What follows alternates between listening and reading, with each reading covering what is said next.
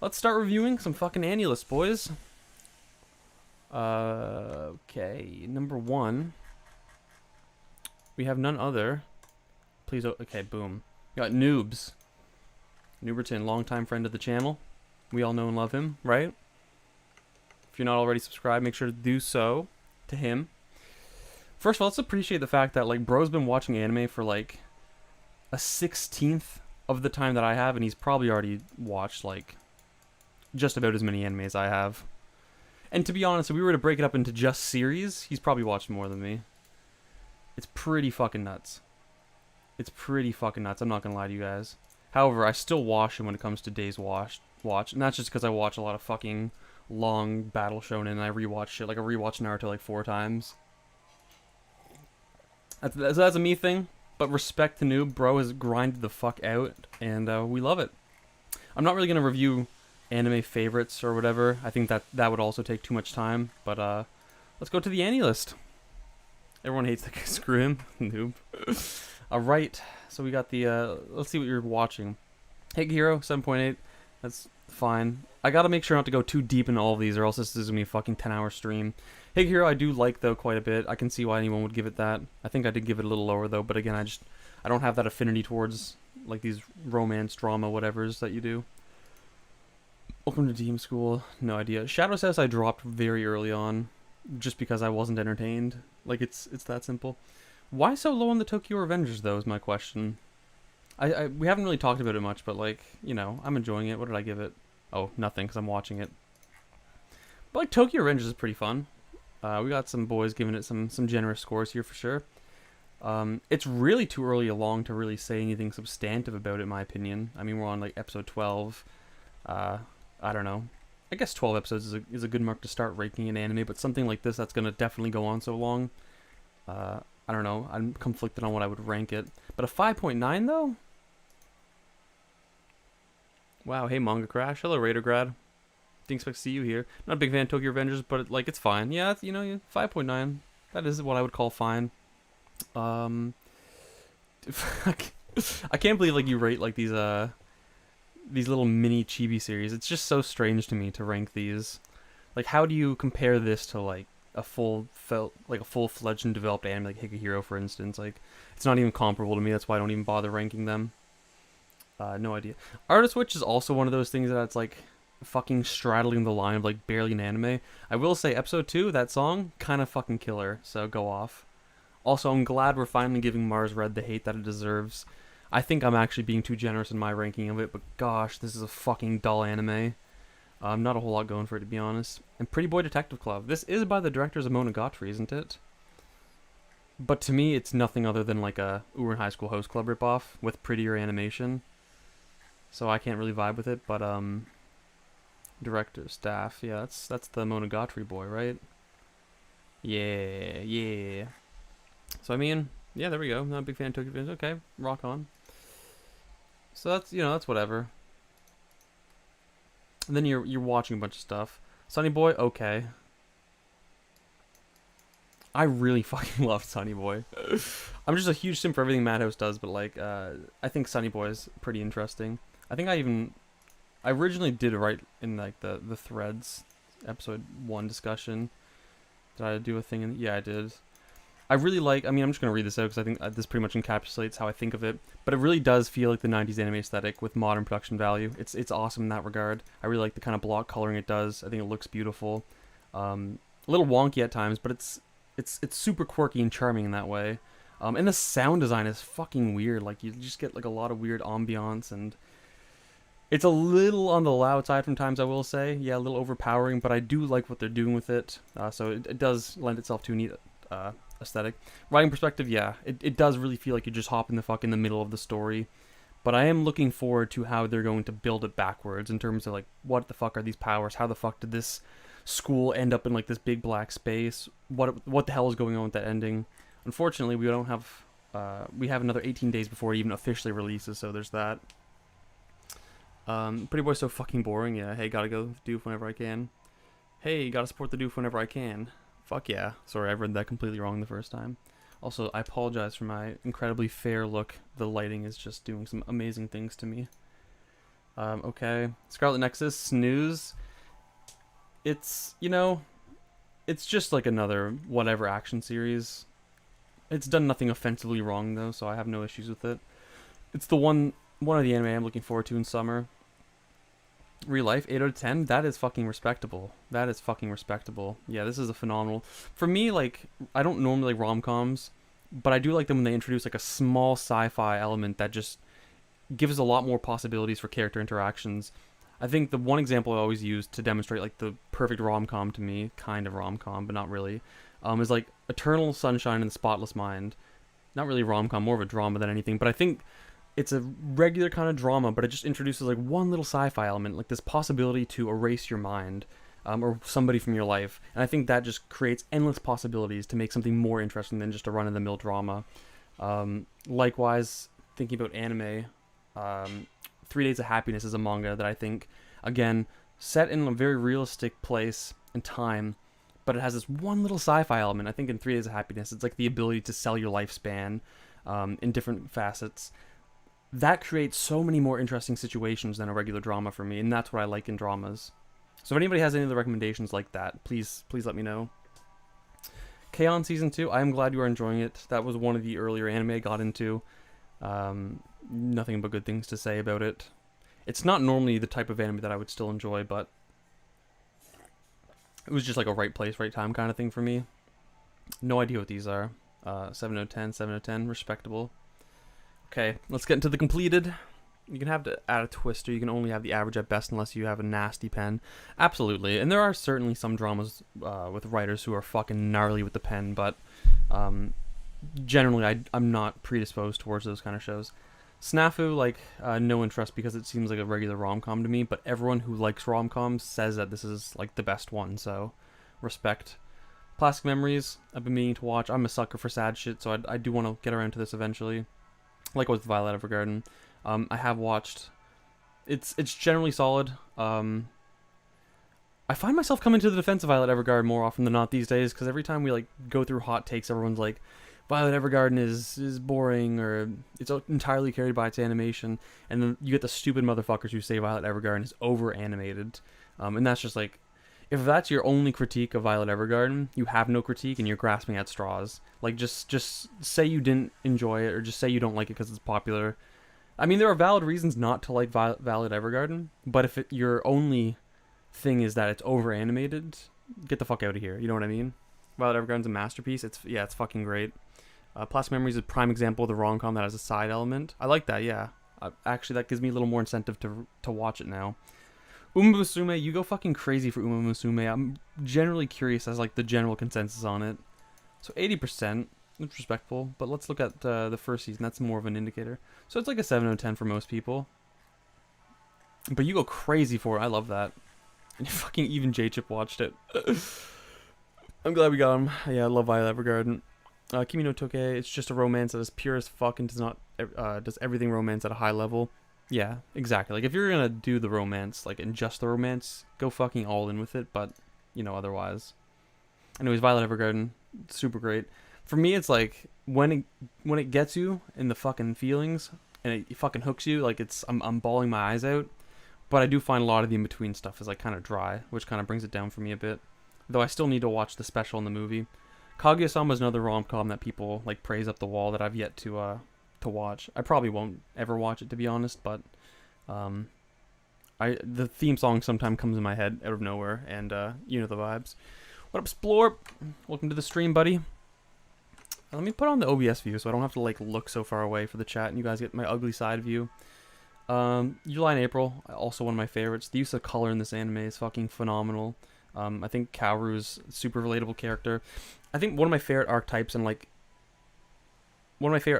themes to be tackled in anime is when you have this person that is like technically good at something. So like in Your Lie in April, Kosei is like super technically good at the piano, but then he has this like kind of struggle to like be more than just technically good. So in Your Lie in April, it's this struggle to be more than just like a robot on the keyboard. It's like, I need to put my emotion and my soul into it, and that's where Kaoru comes in and really brings that out of him. And I think they do that dynamic very well. And that's the kind of dynamic I'm really sympathetic towards. So that's why I also love Your Lie in April. I'm also just like a huge music nerd, so this was pretty cool 9.9, highly respectable. I'm glad you enjoyed it so much. See, Mom Crash, enjoy your supper. Kaguya's Peep rom-com, definitely need to watch it. Damn, really? Okay, go off. Go off. Yeah, your line April. Yep, you had to find out how to be musical. Yeah, absolutely.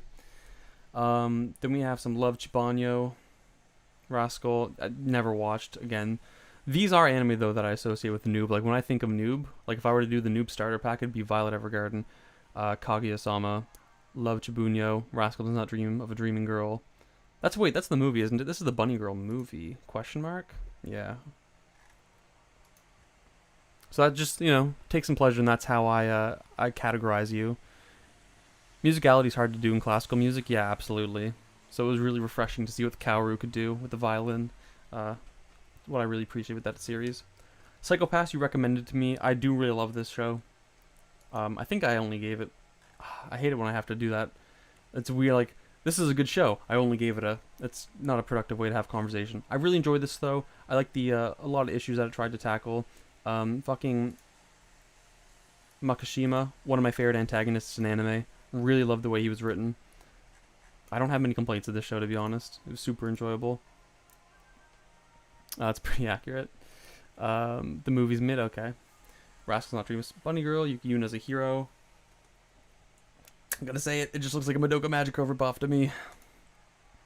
But again, like, Madoka's one of those anime where, like, I thought it was good, and I thought it was kind of groundbreaking. But it's the exception, like, it's not... Like, Magical Girl stuff I'm not into, like, generally, so there's no incentive for me to follow anything else after Madoka. I'm just glad to have watched, like, that pivotal moment in anime history. Angel Beats, another one I'm glad you enjoyed. This was one of the earlier anime I was into as well. The first half I found a little more difficult to enjoy because I think there was a lot more kind of rom-com elements to it. But I think once we started getting the backstory of some of the characters and they started to disappear, that's when the show started to hit me. The very final scene is still amongst my most cried to scenes of all of anime. There's just... I was going to say... Spoiler alert, I don't know. I don't want to hold myself back. It's Angel Beats. This is fucking old. If you haven't watched it by now, I'm sorry. But the last scene before Kaneda disappears, and you can just see the pure, like, distress in Yuzuru, as he's like, okay, I'm actually like you now. Please don't disappear. And he's like, I love you. And he's hesitant to say because he knows what happens when he says it. He says it, she disappears, says thank you, and boom, gone. And then there's that, he just falls to his knees and, like, grasps out in the air. And I think the way that they animated it was just, it struck me in a way that just, I don't know, fucking set me off. I started crying like crazy. Angel Beats very pog, yeah. We'll be doing manga as well, yeah. I'm definitely going to be doing manga. Love Madoka, but the last 3 episodes piss you off. Interesting. 100% Madoka is great even without liking Magical Girl stuff. Yeah, exactly. It's just like a good anime. That's how I feel about K-On! Too. I just feel like it's a good anime regardless of the genre it's in. Sleepy Princess in a Demon Castle. It just seems alright to me. Kaguya, we've been here. Where else are we? Beyond the Boundary. This is actually one that I'm interested in. I heard the ending song the other day and I was like, this is really fucking catchy. What's the studio that did this? Is it PA Works? Question mark? Kyoto. Oh, my bad. Sorry, folks. That's a bit of a issue on my part. But fuck, the ending's so fucking good. Like, just the ending theme, I mean. I'm super interested in, like, watching this now.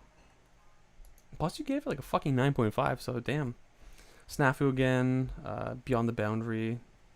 Idly Pride. I don't care for idly stuff. Snafu again. Planetarium, you recommend that to me, and it was all right. I think personally there just wasn't enough substance there for me to merit like anything higher than like a 6.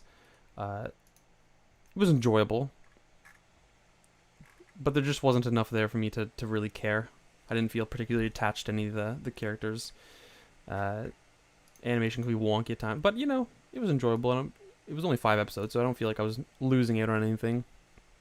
I see Konani, KyoAni in the late 2000s is just what I like to see. I don't know what I know by Kyoto off the top of my head. Vivi's, I think I've talked about that. Isn't Planetarian a VN? I don't know, is it? It says an O&A, but That doesn't really mean much, does it? Oh, there's a prequel. Interesting. I didn't know about this. I should watch that eventually. Alternative, there's a movie too, really? Is Planetarium, Oh god, the dog outside. Silent voice was KyoAni. Okay. Violet Evergarden.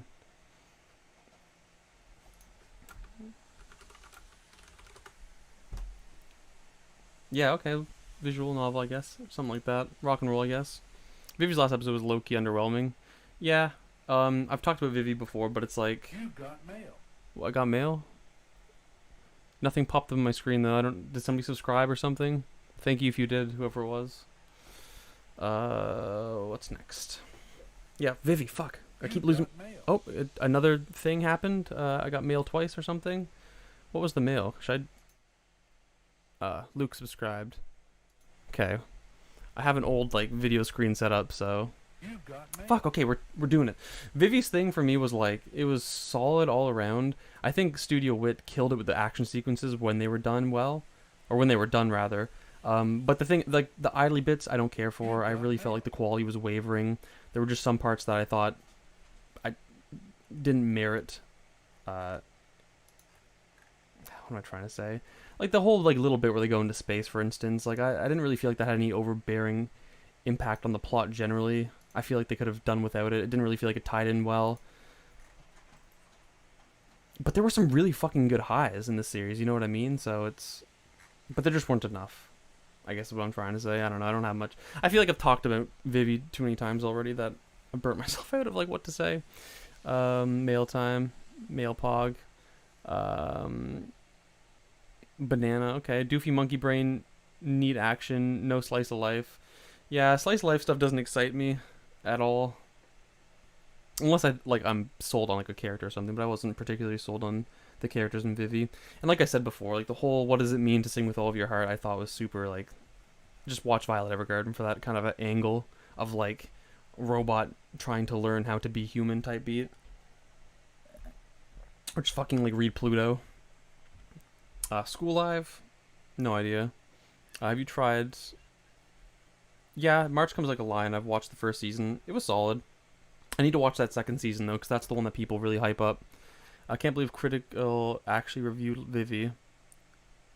Wait, like Penguin Zero? Really? I didn't know that. Interesting. Madoka Mat. Vivi is a discount Violet Lamau. Yeah, absolutely. Is Vivi even worth? I don't think so. Yep, that Bully Ant arc is nuts. Yeah, damn, I'm looking forward to that, actually. I think a thing that halted my momentum with March Comes In Like a Lion is that, like, I took, like, a break from anime while watching it. So when I came back, like, midway through the series, which is obviously not a good way to watch any anime, but... Charlie viewed it, but still couldn't tell if I should watch it. I'd probably pass up on this one, to be honest. Most of us watch Slice of Life. We can watch cute girls live their everyday life. Slice of Life, Pepe La. Okay, go off, boys, go off, boys. Well, this must be the list for you, then. Quintessential Quintuplets, again... Don't care. Sound Euphorium. This is like K-On! To me. But Noob says that he liked it more than K-On! I mean, quite clearly, he gave it a 9.1. So I like that. I'd like to, like, hear a sample of the music from the show. That's like a selling point for me on, like, a lot of those band-based ones. Shut up, Doofy, tell the people to watch Vivi. No, I simply could not recommend Vivi, to be honest. Like, there are better action series and there are better slice life series or dramas. So, and there are also better, like, series that deal with the question of, like, AI and robots and shit. So it's like, go read one of those. Like, if you want to know, like, robots coming to learn, or like somebody alien just trying to figure out some emotion, Violet Evergarden. Something about the moral status of, like, robots, read Pluto. For action sequences, I mean, there's a trillion better action series. So Vivi's just mid on, like, all three sections. I can't recommend. Sound Euphorium is goated, dude. Really? Okay. Okay, eBay going off. Rock and roll. 20 Bound Hanako-kun. One of the girls my mom babysits really likes this show. That's all I have to say on it. Umusume. Doofy, you're mid on all three sections. I'm goated as fuck on all three sections, bro. I'm crazy. Love Live. This is just like... Just watch Ghost in the Shell. Yeah. Speaking of, I need to finish Ghost in the Shell again. dropped anime, and then I had to drop everything that I was watching at the time. I got 9 episodes into Ghost in the Shell. Well, it's standalone complex, I mean. I should probably watch just the OG movie generally, actually. More Uma Musume. I didn't realize there was so much Uma Musume properties. Damn. Wasn't this all made, like, based around, like, a mobile game? It's kind of crazy.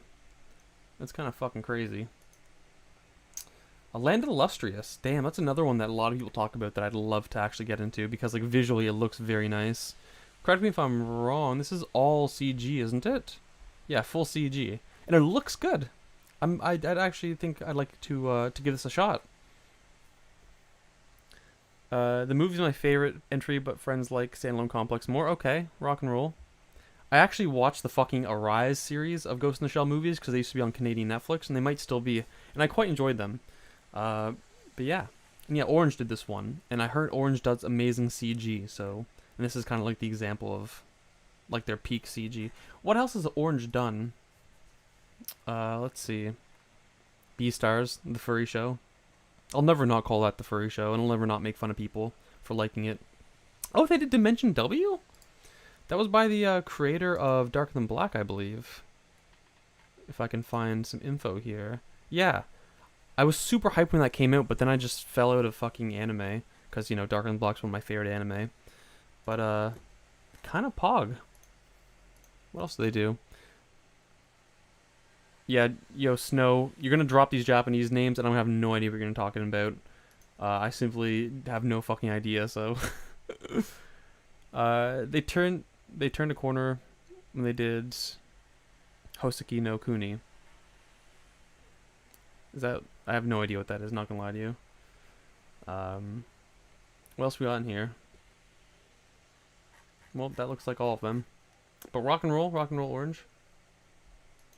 Land of the Illustrious. Okay. I should have known that's what we were talking about. A Lull in the Sea, I watched that when that came out, or I started watching it when it came out.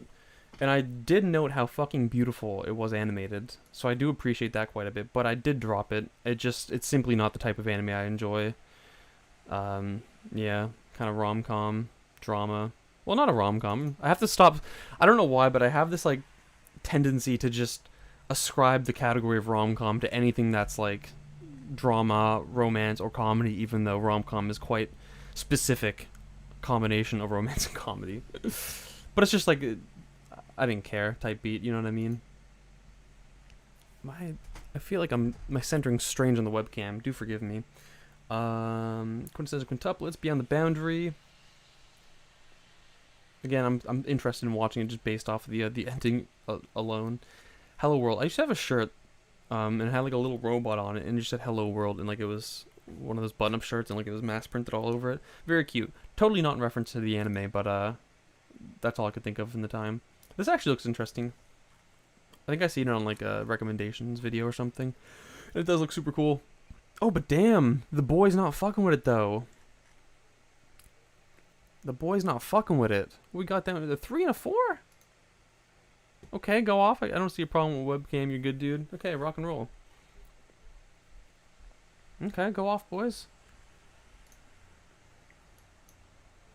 Hello World. I like that name a lot. I know, such a superficial thing to say about it, but like I have nothing else to say. The Rising of the Shield Hero. That's another isekai, isn't it?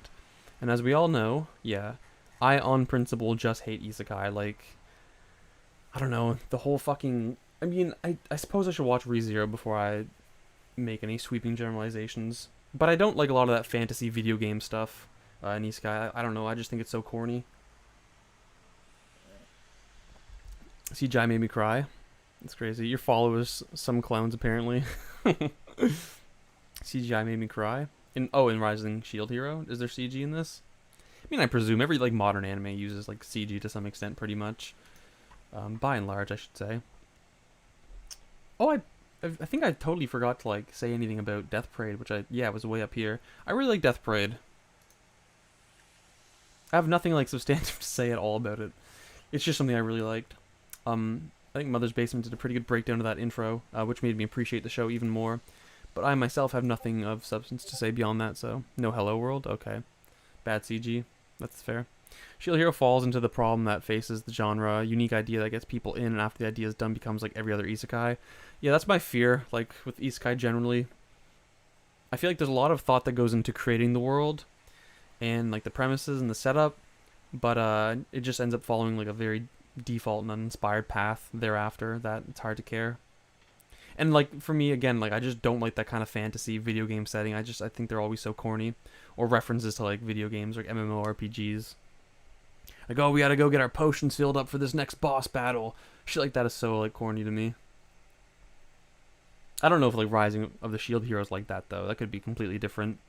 But just like I said, on principle, I hate all isekai because let's face it, there's so many they're producing like 250, 300 anime a year. That's only increasing. They anticipate within the next few years we'll be producing 500 anime a year. We need some principle of organization to like sift through all of this shit. We need to kind of fucking find what we like, stick on that path, you know, keep our ear close to the ground with those genres and just see what's good and bad. Because if we try to take like a sweeping approach to this thing, like we're simply going to be overwhelmed with anime. That's my principle of approaching anime. Like, it's okay to be completely biased and just make sweeping generalizations about certain genres for the sake of just figuring out what the fuck to watch, because there's so many anime out there. Yeah, it's hard to get the immersive and well thought out world like Log Horizon where they take advantage of the setting that really adds onto the story. I wasn't huge on Log Horizon, though. I can't appreciate what it tried to do in its building of the world. I ended up dropping that as well, ultimately. Shield Hero is even more offensive when it comes to game references. It's only good to people who accept isekai. That's fair. As long as there's booba, I'm in. I mean, you know, isekai are pretty good for the boba, I can say at least. We got more Psychopaths down here, respect. I've only watched the first season, but one day I'll get into more. I haven't watched I Want to Eat Your Pancreas yet, though I've been meaning to for a while. I've been, like, harassing my girlfriend to watch it with me, but we're not on our anime stuff right now. We went through, like, a Ghibli binge not that long ago, so now we're, like, watching Hell's Kitchen. You know the fucking vibes. Alright, what else? Welcome to the Demon School, Irum-kun. This is so strange to me that you like this. This just doesn't seem like a likable anime, but I do appreciate that you like it because it's like the only shonen that you actually like, so I have to like it on principle. Pancreas made me cry and messed me up for a few weeks. I love shit like that that'll like fucking hit you like that. Isekai is really oversaturated anime as a whole. I wouldn't even know where to start. Yeah, exactly. That's the other thing too. Like, we are in the midst of like the isekai wave, so it's like I mean, I'm sure like there are the big ones that everyone suggests, like ReZero and Konosuba, but like after that, it's like just go fucking wild, I guess. It's very unlike me, yeah.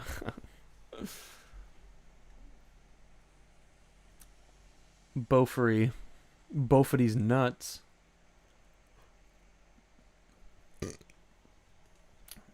Miss Kobayashi OVA, rock and roll, okay. Is this like the highest rated Kobayashi title you have? It's kind of poggy that it's the OVA. I enjoy Kobayashi a lot. I watched it because of you. And it was just like a super fun anime. Like, it was super nice to just kick back and watch Kobayashi.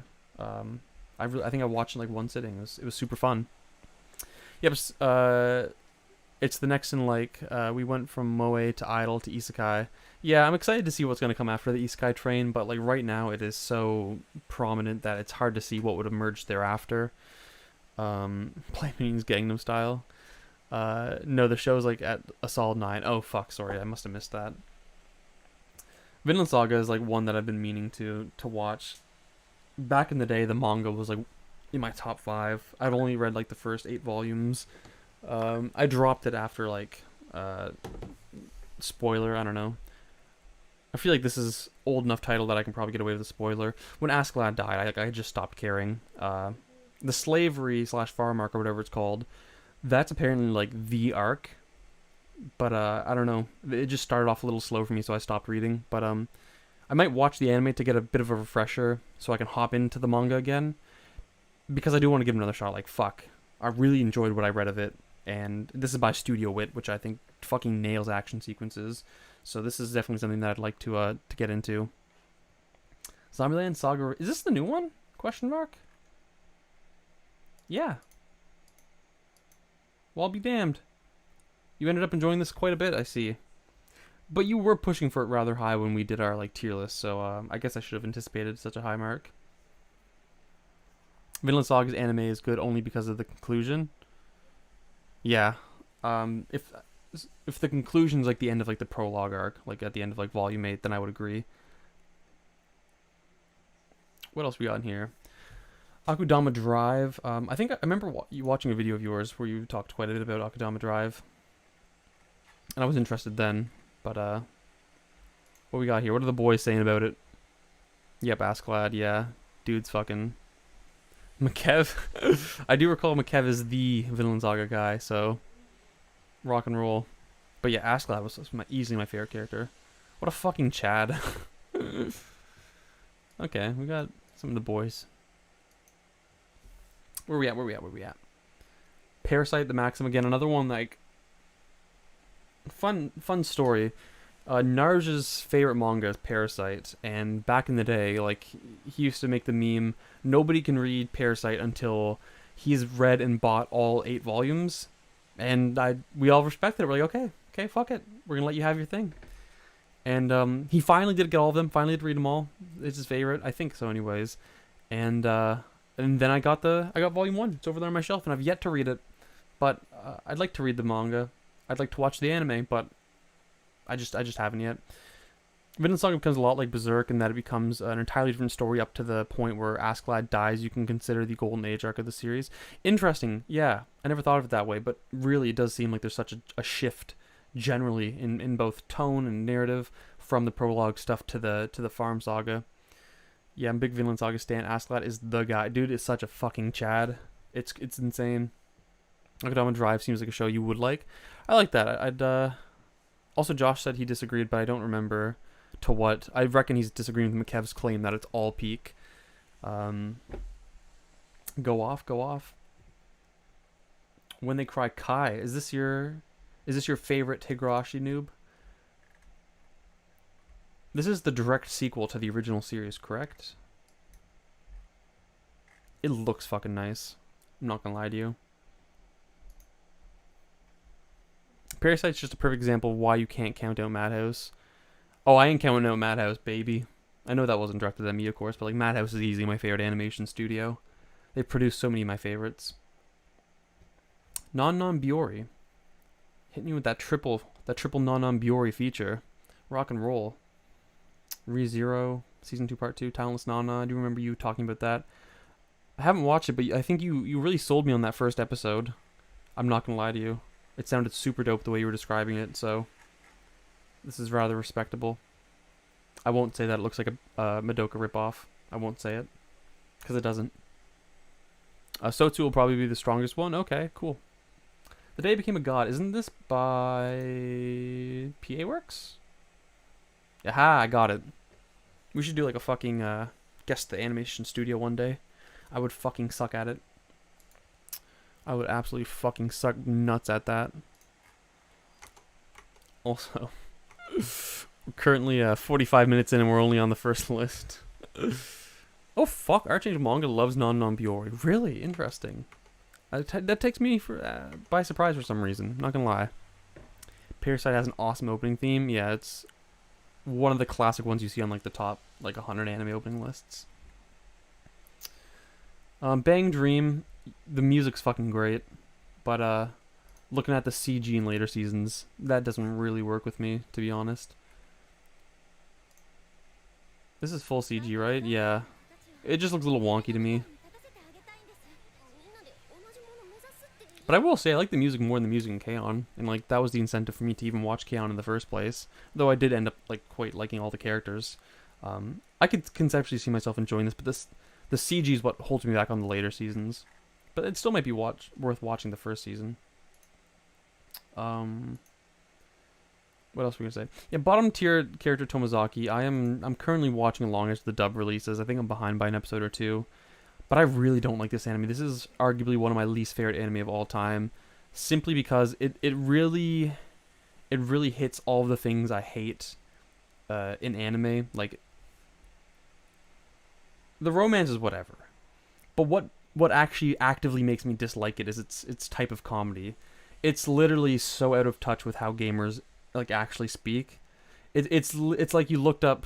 It's like a bunch of 45-year-old men in a boardroom thinking to themselves, let's make an anime for the gamers.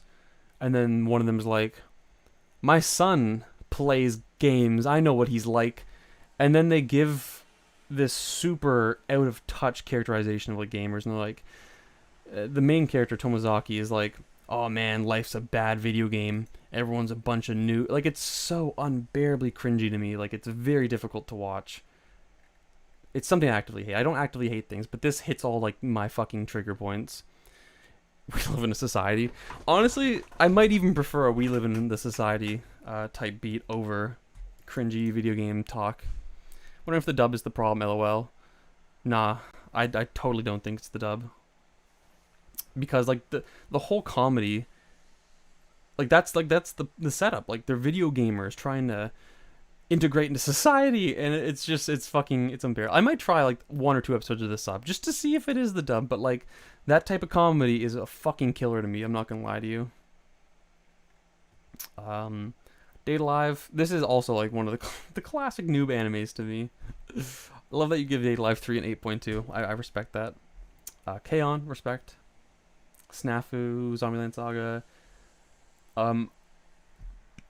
D4DJ, like, I saw you watching like the Petite Mix, and I watched it, and I actually thought it was super charming, even though it was like a chibi series. So I could totally see myself watching this, and it is all on YouTube, by the way. So like that makes me want to watch it a little more. Then we got When They Cry. I'm currently watching. It's probably about an 8.1 to me as well. So rock and roll. What happened? I don't know. What did happen? Is the stream still going? We're going strong. 13 viewers. This is like, I've never watched. I never will, because again, I like to just like rag on isekai. But it's titles like this that fucking get under my skin. I've been killing slimes for 300 years and maxed out my level. Like, everyone makes the fucking meme, but like, seriously.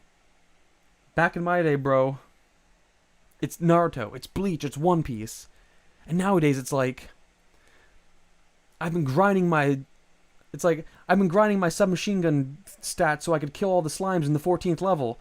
Like, these super odd, like, every isekai is like titled like a Midwest emo song. It's so fucking funny. It's so like, I think this opens up the doorway to a lot of good like satire. I haven't seen it yet though. Love Live, again, this is like an idly kind of anime, it seems. Looks alright.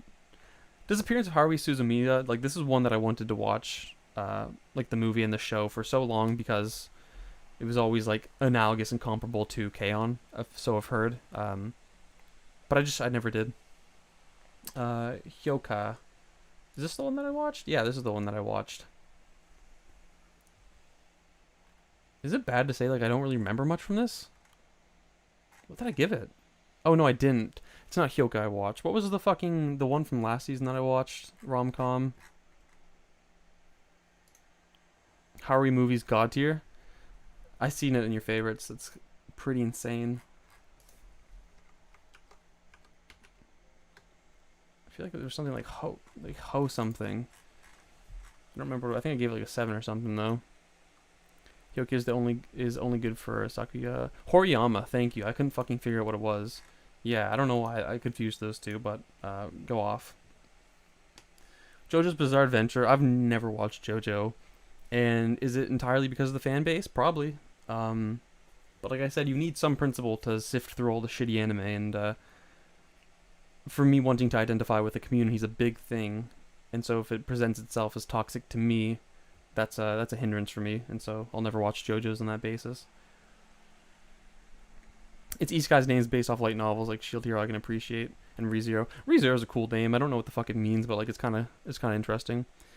I watched the Haruhi movie before the series by accident, and it was still fun. You're mad. JoJo's epic pog. I can, like, every time someone says JoJo, I just can't help but to think to myself, JoJo fans when they, you know what I mean? Like, JoJo fans when they, like, JoJo fans when they, shut up.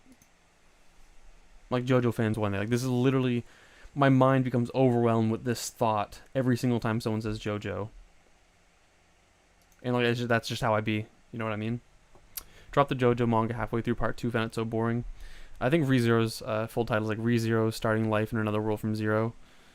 Oh, it's not as cool. But I mean, you know, we can all have like our little subtitle thing, and that's fine. We're still like fucking just barely out of the 8s on this first list. And Snow has like 700 fucking anime, so this is gonna be a long one. This is gonna be a fucking long one. Jurmungand. This is something I actually wanted to watch a long time ago. I think this was on Canadian Netflix for a while. I just never got the opportunity to see it. Promised Neverland, yeah, a respectable 7.8. I really did enjoy that first season. I watched it through in one sitting, and it was fun. And it was fun. It's an entirely different series. I've seen a little bit. Somebody pinged me on Discord. I fucked my mom in the basement. I have to serve Afghanistan season 3 part 2. On me. That's really how fucking Isekai titles be though. It's inferior Black Lagoon. Yeah, Black Lagoon's another anime that I desperately need to see. I also saw that you gave it a 10, Snow. I'm not gonna lie, I clicked on your list a little earlier just to see what I was in for, and I desperately need to watch Black Lagoon. It's strange that I haven't, because like action series are like my bread and butter. Charlotte, just rip off Angel Beats. Just kidding, I have no idea if it's actually that. I just like to repeat what other people say. Another one of the Madokas, kind of cool, kind of pog. Blah, don't know Wandering Witch. Another was like, it was okay. I finished it, I guess, a few months back. I started like way back in the day though, because it was super popular back in the day. But I, you know, to be honest, I think a lot of the reason I didn't like it is because so many people hyped the fuck out of it back in the day, and I just wanted to like resist like the crowd on that one. But even returning back to it, I'm like, this is just so meh. I think I'm still carrying forward a bit of that spite towards the people that would push it in my face back in the day. That's totally impacting my score, but you know what? You gotta be open about that stuff. Watch Black Lagoon with you. That could be fun, actually. I was reincarnated as my hot stepsister's tampon. Now I can only provide monthly health buffs. Charlotte's main issue is it sets itself up for failure. They put like 2 episodes of content in 10 minutes. Oh, fuck. That's unfortunate. Laid Back Camp does not seem interesting to me. Super Cub. That was like, I was so hyped for Super Cub in the beginning because I thought like visually it looked stunning, and I liked how it wasn't over ambitious. But I quickly found, and Tayo fucking predicted this from the beginning, that just there wasn't enough happening like for me. I'm so fucking like, if I'm not stimulated every 2 seconds, it's just gonna not be exciting to me, and so I won't care. When They Cry Ray, again, I'm looking forward to eventually going through all those bad boys. Your Name is like, I love that movie. I know people are, because I feel like there's always this conflict between Your Name and A Silent Voice, like fucking Coke and Pepsi. And the fact of the matter is, I watched both. I enjoyed one. I didn't enjoy the other as much. But like every time I try to say like Your Name more, like that I gave Your Name like an 8.5 or whatever, people are like, yo, but like what about all these problems with the anime? And like they'll fucking give me like their serial list of like things they didn't like about Your Name and their critiques. And I'm like, I do not care. I could not give less of a fuck. The fact of the matter is, I watched it, I enjoyed it, I cried, I loved, I laughed, you know what I mean? That's the majority of the anime I watch. Like, it's literally like, I don't need to have a critical experience every time I watch an anime. I have a trillion other things in my life where I have that apparatus of viewing. Your Name, enjoyed. A Silent Voice, I was bored. Like, it's not rocket science. 7.5 is respectable, though. That's a great score. I didn't see Your Name, but I love A Silent Voice. They're not, like, entirely comparable. They're just, like, relatively new movies with high production values that people like, you know. They're not, like, thematically they're not comparable, but people like putting them against each other because they were both successful and, you know, mildly the same genre. But yeah, Your Name. By the way, like anything above like a 6, anything above like a fucking 5 is a positive score. People kind of underestimate that. Like a 7.5 is a fucking, in my opinion, a pretty high score. That's top 25%. You know what I mean? People get mad about this kind of stuff, but this is still like solid to me. My favorite Senkai film is Weathering with You. I really want to watch Weathering with You, actually. Just because of how much I loved Your Name. Didn't see Your Name. Oh, I've already read that. Laid Back made me find a new appreciation in anime. It really reinforced why tone and mood are so important. Okay, that's interesting actually. I carry a similar attitude towards like Mushishi, because I even like back in the day that was kind of an odd anime for me to watch because I'm just so like gung ho with the action series. But I think Mushishi was just phenomenal with its tone and its visuals and just the world that it was building along this, like it's so unlike anything else I enjoy, but I think it just did everything fucking great. I think maybe a few months ago I got drunk and I was feeling nostalgic and I ended up finishing the anime like in one go, and like it was the one of the best experiences I've had with an anime. I'm gonna say it. Have you seen Garden of Words? I have, and I really enjoy it. I think people. Let me just look up Garden. I know Noob has it on here, so maybe we'll wait for then. But I think since it's topical now. Have you not seen a Garden of Words, Noob? I thought you did. Let me just look it up real quick.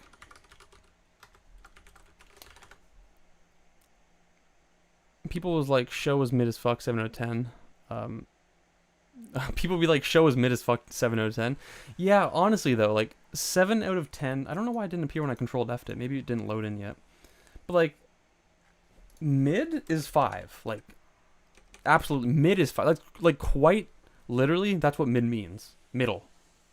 Out of 10 numbers, the middle is 5. Like it's, people are like 7's mid, but bro, that's like literally top 30% of an anime. Yeah. When I watch an episode of Mushishi, it feels like some old guy's telling me a wonderful folklore story, and every new episode's like my... Yeah, absolutely. Yeah, I fucking love Mushishi. Like, what a phenomenal anime. Let's see what the boys who've watched this have said. Hello, load. So you gave it a 4.5. That's on the low side. I'd be curious as to know why you gave it so low. Definitely not Caitlin. Also gave it a 3 out of 10. Damn, she was relentless with that one. Vince with the 7. Respectable. Splorp with a 5. I mean, you know, I respect that. I gave it a 6.4. I liked Garden of Words. You gave it an 8? You're not here to me for some reason. But, are we not friends on AniList, Josh? What the fuck? I'm offended. Where are we? I got lost somewhere along the way. Fuck, we got a long ways to go, boy. It's gonna be a long stream. Yeah, Garden of Words, I really enjoy. There's not a lot of substance there, which is kind of what holds it back. But I think that again, it's just one of those anime that I think thrives in it's creating its atmosphere, its sound design, the overall visual aesthetic of the anime. It's not over ambitious, and I just think it's a fun short watch that I think merits, you know, a 6.4 for me. One sec, let me look. Give it an 8. Yeah, it's great. I do enjoy it. Not great. It's good. I gotta be careful with my words. I've really used good and great interchangeably when that's not the case. Full Dive, never watched. Yu-Gi-Oh! Zexal. Anytime anybody gives any Yu-Gi-Oh! Like above a 6, I am thrilled. Because I think that people don't give Yu-Gi-Oh! A fair shake. So I'm just ecstatic to see you give Zexal so high. You really do make me want to watch Zexal. Because like it's just one more after 5Ds, you know what I mean? Like why can't I just commit to it? And I didn't even like hate that the first like 24 episodes of Zexal that I've seen. I like the Ixies quite a bit. The characters were kind of, but I don't know. I'd like to give Zexal a shot. And I have kind of been on my Yu-Gi-Oh shit lately, so I think that this is prime time for watching Zexal. But the thing is, if I'm going back to Yu-Gi-Oh, I really want to rewatch 5Ds. I know I've been saying it over and over again, even though I have like 20,000 other anime on my plate, but my score is practically just me enjoying pretty animation. I may say I hate the story of Garden of Words. Maybe just say dislike instead of hate. I follow you now, Lamau. Thank you, Josh. Thank you. My score is practically just me enjoying pretty animation. That's fair. You know what? 4.5 just on animation. I respect. I'm super like generous with my scores generally, I think. 91 Days, you get a 7.3. That's one Tyler's favorite. I did not enjoy 91 Days. I don't know. I just wasn't in the mood, I guess. More of a me issue. Other Side Picnic. I've never heard of that, actually. It's kind of... Let me just take a little peek at that. Who did this anime? Linden Films. Not familiar. Oh, they did Tokyo Revengers. Very good. Cells at Work. What else have these boys done? Fucking Berserk 2? Is this like the Berserk? Interesting. I didn't even know there was a fucking Berserk 2. I thought this was just so universally panned that like they didn't fucking go farther with it. How did the second season fare, I wonder? Fucking not well. They should learn not to do this ever again. I could not give Children of the Sea a pass, even though it was the best animation I've seen. It feels like Monkey wrote it. See, that's the thing. Like, if the story's just like, okay, but the animation, the sound design are like great, that's like an easy like 5.5 plus to me. Easy. It's only when I think the story is like bad in some capacity that will then drag down what I would give a positive score. Because in my opinion, animation and sound design alone can carry an anime, and that's totally fine. But the moment like there's something actually bad about the plot or the characters, that will start to haul that back down. Disrespect Miura like that, yeah, that's pretty rough, it seems.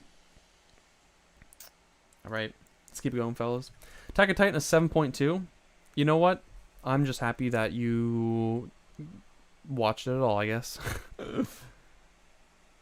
For what it's worth, the first season's probably my least favorite, but from what I can tell, it's your favorite season so far.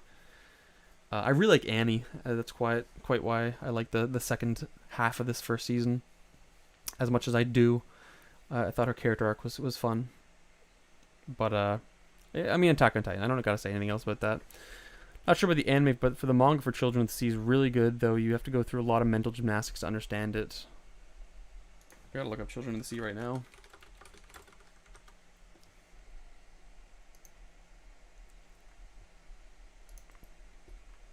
Can I get this on, like, AniList or something? I don't think I've seen or read it.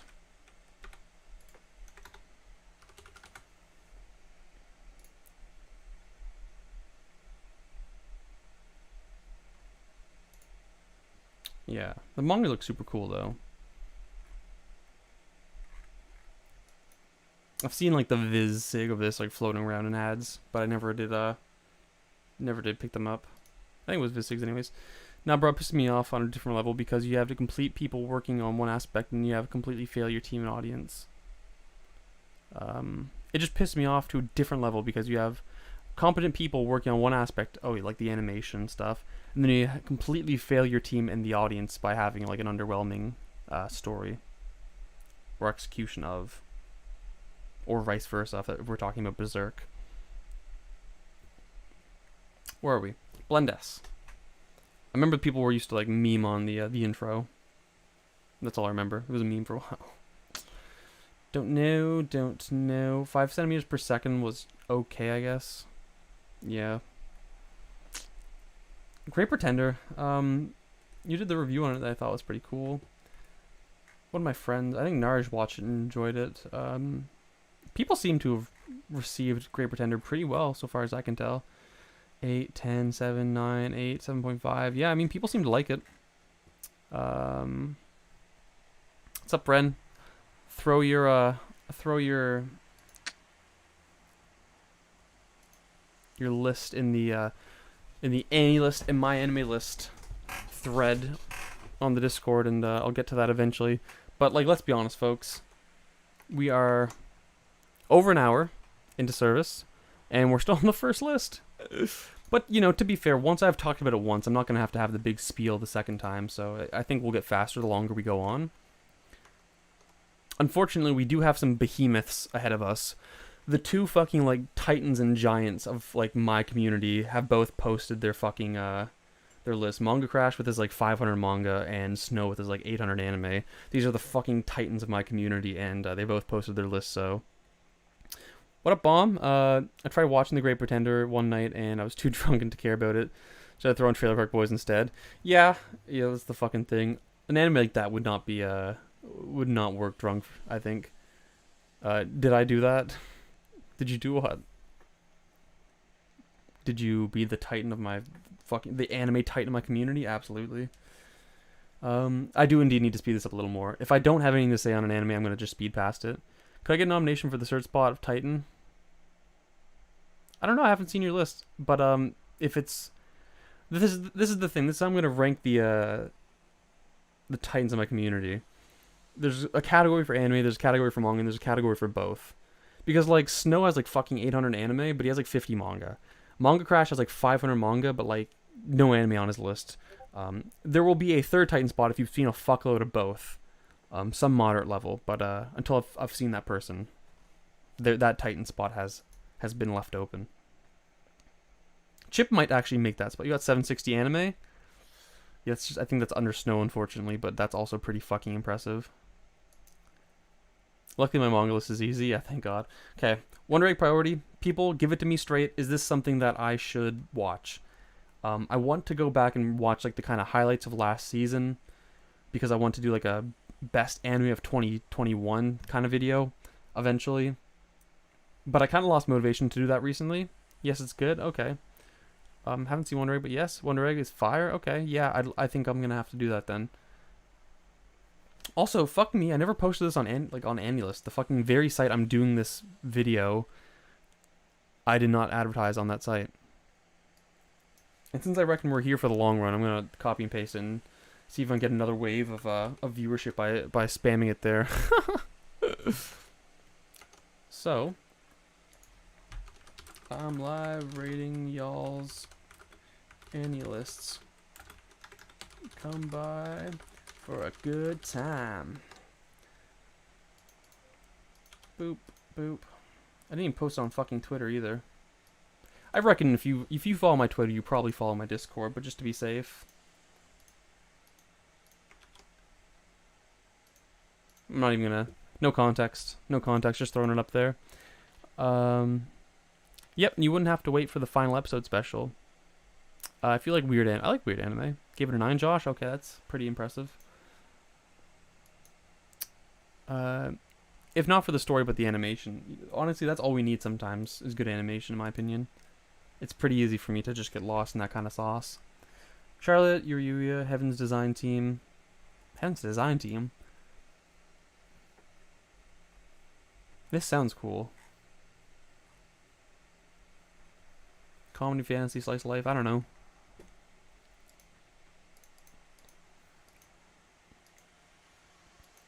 It's too early for me to be running out of steam, boys, but I keep going. So, okay, Attack on Titan Season 3. This is... It's hard to say if I liked the first season more or less than this. I just found it difficult to care for a lot of the kind of interpersonal drama in this season, like the whole political aspect of it I didn't quite care as much for. What I like Attack on Titan for is its world building and like the kind of metaphysics of like the Titans. So that's why I really like Season 2, because I think it does give us a lot of insight into like the Titans and their nature. It's also why I like Season 3 Part 2, because it does the same thing, like with the basement exploration. Even though I think Snow actually has a great point on this, the basement discovery is underwhelming as fuck. But I think ultimately the information that contributes to our knowledge of Titans is valuable, because that's exactly why I like Attack on Titan. And the reason I can't care for Season 3 is because I don't think the cast in Attack on Titan are strong.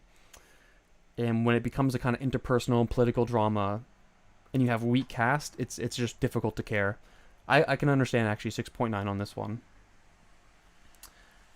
I'm actually interested to know that you gave Elfen Lied a 6.9, which to me is a rather high score for an anime like Elfen Lied, which I didn't think you would like at all. And in fact, you actually gave it higher than me. Though, to be fair, I think the reason I didn't give it higher is because I like the manga a lot, and just seeing how this butchers the manga is what bothers me. But as obvious we were going to get that information. Yeah, that's true. The info in the basement findings were good, but overhyped by the suspense. Yeah, absolutely. Like, this was literally like the climax of the first like 90 chapters, and it was like underwhelming as fuck. I don't know what I was expecting now. Like, I don't know. Maybe I was expecting like a fucking Proto Titan or something, but you know, we got what we got, and that's kind of that, and it's done now. But you know, that's just how it is. Hyoka. Okay, No Game, No Life. Never seen. Okay, we got a Pokemon entry at a 6.9. That's pretty fucking pog of you, noob. Respect. Spice and Wolf. I can only imagine it's a shadow of the manga. I know people like the manga a lot. A 3.5! Damn, what is we doing? Elfen Lied worth watching? No. Even if the anime was a perfect adaptation of the manga, I still like would have a difficult time recommending Elfen Lied, only because of like a lot of nudity and the content of which I think would make people uncomfortable, a lot of gore and violence, and I think that can be interpreted as just like overly edgy for the sake of and all that kind of other stuff. those two alone act as barriers to the show, but it also just happens to be the case that it has a super underwhelming like romantic subplot. The fucking protagonist is fucking poorly written. There's like a trillion things wrong with Elfen Lied. Even the manga, like Noob says, like the manga art is like the art style is super weird and like anatomically incorrect. There's a total lack of consistency with drawing the characters. But again, what I like in manga, mindless killing type beat, not necessarily. I think that we can actually get some pretty cool like moral readings out of this manga. So I personally don't think that it's kind of mindless killing. I think it does serve a purpose, and I think the mangaka did make it serve a purpose. But again, the things I like most in anime is like world building, and I like developments of like interesting, like I like the Titans like as a set of creatures. I think they're cool. I like the Diclonius and Elfen Lied as a set of creatures. They're cool. And I like how they develop those, and I like how they interact with humans, and I like, that full question of how humans treat them. This is the kind of stuff I like in anime, the metaphysics of like strange and alien creatures. That's why I like Elfen Lied, but yeah, there's a lot of issues, as I just mentioned. How long is this list? It's like 300 titles. I know. We gotta fucking start booty blast through this. So I'm cutting through all that. Attack on Titan Season 2, a 6.7. I am curious as to what you didn't like about it. I know you've complained about, Reiner should have died when the Colossal Titan fell on him. Again, I don't know. I don't think you have a point on that one. But, that's me. This is one of my more favorite seasons, so of course I'm a little more protective over it. But, yeah. Diamond Wonderland, I'm surprised to see that you've given it the score that you did, given, like, your predisposition against battle shonen, but this was a good one. Again, another classic case of like the manga just being better and going farther, and I would really like to see like a season 2 or like a redo. But it's still solid as is. F equals MA. It does. Current of Climb. Boom, boom, boom. A lot of not caring. Pokemon Generations is a solid series if anybody wants like a more serious take on Pokemon. Lucario and the Mystery Mew, that's kind of like the fan favorite movie. And he's a Titan, so I assume he can take a bunch of force. Yeah. A Whisker Away. I thought I watched this. No, this is the one on Netflix. I haven't seen this one. I was thinking of, it's probably recommended. Yeah, she and her cat, everything flows. This is what I was thinking of when you saw that. This was an okay movie. Or miniseries, whatever it is. No Regrets 6.5. I think I gave it a bit the same. I didn't really care for No Regrets. Every time I go after Levi's character, and I'm like, Levi is honestly not a super well written character, and he lacks depth and complexity, and I don't think that there's much conventionally there to like praise about. People are like, you probably haven't read or watched No Regrets. I'm like, I have, and it actually does nothing for his character in my opinion. I'm back from working on video games. Call Kane, blah blah blah for PS2, which took me about 39 hours. Anyways, girlfriend must watch anime. Must watch anime. Go off, I guess, bro. Decade Dents, no idea. I've always liked you, whatever. Attack on Titan Lost Girls, I didn't really like that. I don't think I rated it because honestly, it's whatever.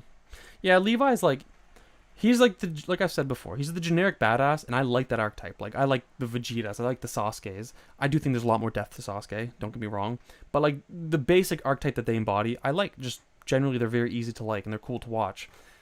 But that doesn't necessarily mean that there's any kind of depth there, especially in the case of Levi. Inspector, don't know, don't care. Well, I do know of, but I don't care to watch. Rise of Darkrai, it's a pretty cool movie. I still need to rank all the Pokemon movies. This was definitely amongst like my more enjoyable ones. Damn, 4 out of 10.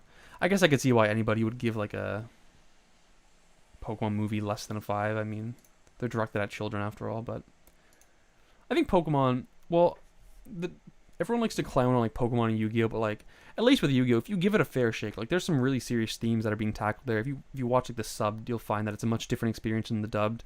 I think that Yu-Gi-Oh, like GX, I give that like an 8 out of 10. I think GX is a good anime. People don't give them a fair shake. Pokemon, I don't know. I didn't really give it that serious treatment, but to be fair, I don't think it has. I think its main series is just simply, it's just not simply has any like substance for me. Generations and like Origins, those were good shakes on Pokemon in my opinion though. Where else are we? Okay, Attack on Titan OVAs, I didn't love those either. Pokemon the Movie 3, it's alright. JoJo's, let's make a Mug 2. A 6.2? I don't know, bro. That was just such a fucking boring anime to me. But again, that's just the more reflection of like my tastes than of the show or anything. I'd say Pokemon XY and XYZ were good. Okay, I've never really given those a shot, so I wouldn't know for sure. Rent a Girlfriend. Jujutsu Kaisen. I've yet to watch. I know I'm going to love it because I'm such a simp for Battle Shonen, and this is like, you know, that's the next big one, but I haven't gotten around to it yet. JoJo's Harumi Suzumiya. What's this? Is this like a remake? Wait, completed, but only 14 out of 24? What's going on here, noob? JJK was better than a 6. Yeah, but like, to be fair, Noob just doesn't have like the same Battle Shonen sympathies as we do, so it's... Yeah, like it's simply he just does not enjoy that genre very much. He doesn't like a lot of the tropes in Battle Shonen, so like understandably he'd have it lower. Yeah, I mean like the same way that I'd give a lot of rom-coms like a 6 and like a 5 and a 4. It's no reflection of the rom-coms necessarily. It's just like that's just not my bread and butter. Likewise with Noob and Battle Shonen. Ew, Franks has a positive score. I am surprised. I don't think I've ever heard Noob say a good thing about Darling in the Franxx, so I am surprised to even see it have a 5.8. Also, I don't think Snow knows Noob that like super duper well in his list. I think he does actually. I think he knows about the Ava score, and that's kind of what I was waiting for the reaction from the community on that one. The Moment You Fall in Love. Yeah, whatever. Really? Wait, the Bang Dream? What? Oh, these are the TV shorts. I was going to say, I thought you liked Bang Dream, so I was quite surprised to know it's this low. Pokemon Twilight Wings. Yeah, baby. I've never watched this one. Is this any good? I mean, they're only 6 minutes each. I might have to give it a run. Is this like a Sun Moon thing, or... Yeah, I guess so, right? Or not Sun Moon. Oh, wait, Hop. This is Sword Shield. Damn, my bad. Go off. Let me just clear those Nodos real quick. Frank's is literally the cheap, watered-down Ava. It's another YouTube one, like Generations. Yeah, damn, it looks pretty chill, actually, I gotta say. Is the new Pokemon anime Sword Shield? Isn't it called, like, Journeys or something?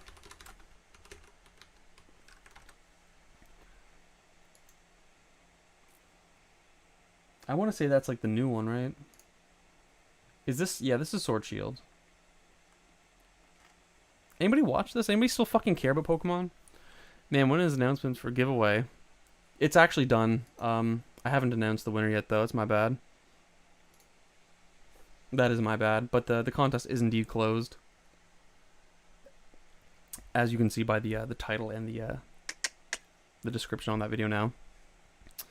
It's a bootleg crackdown on the dealer on the corner. I'm so behind on Pokemon. Yeah, it's like I'm simply not gonna ever watch any more of that anime. And honestly, after what they just done to fucking Diamond and Pearl, I don't know if I'm ever gonna buy another fucking Pokemon game again.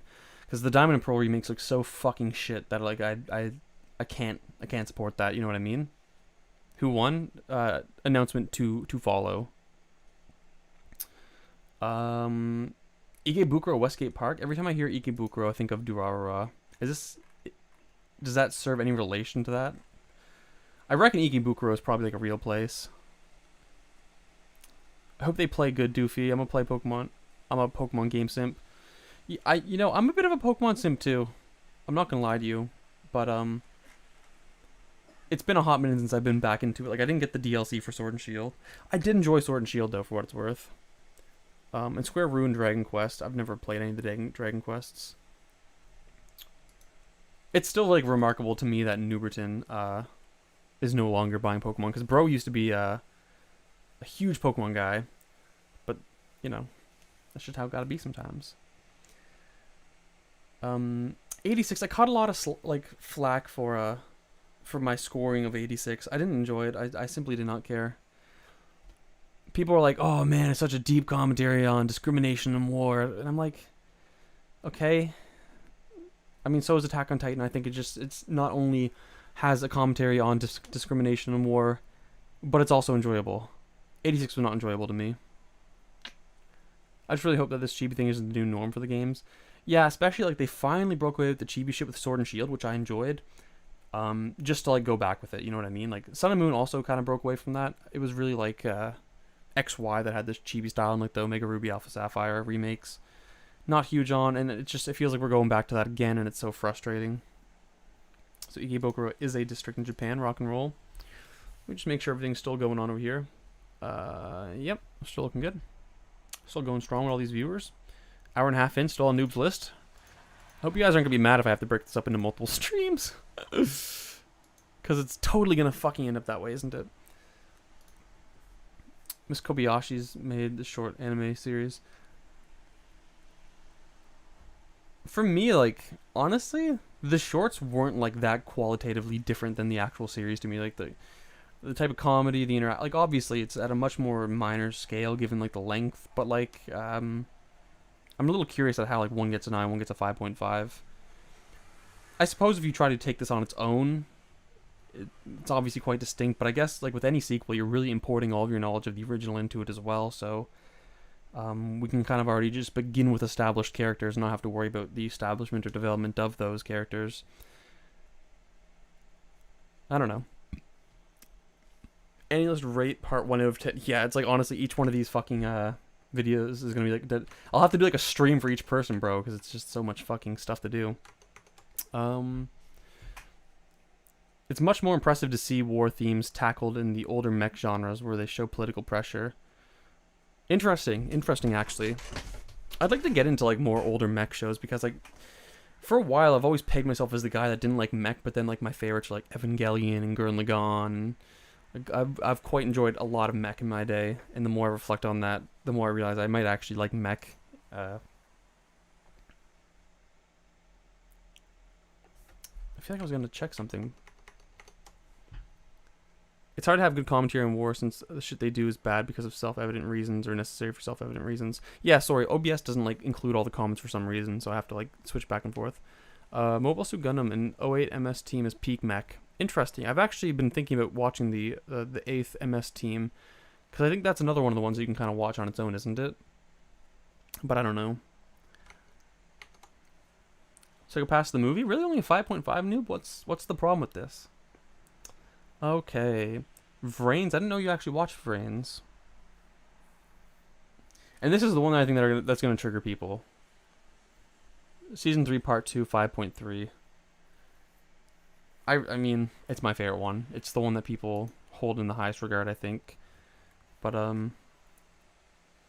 you've expressed a kind of discontent with, like, for instance, when they attacked Reiner with the Thunder Rods, and he wasn't just instantly killed. You think that the shifting of consciousness was a bit of an ass pull. I still don't think it's an ass pull. I really think you're reaching at straws to consider that like an issue. I personally cannot like rationalize giving this that score. Like, ayo, I respect that everyone has their own takes. I also respect that you're willing to go against the norm on this one. But yeah, if you don't like the direction the show's going, I mean, you know, that's just how it is. I am, however, given your peculiar taste when it comes to like action series, I am incredibly interested to know how you will take the last season. I don't know when you're gonna watch it. I know you're like, if you've given the last season like this low, I can totally understand and respect why you wouldn't want to return to the series for a while. But I am interested to see how you would take season 4.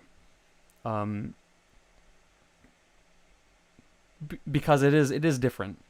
Like Snow said before, that like the shift after like the time skip wasn't his kind of vibe, if I remember correctly.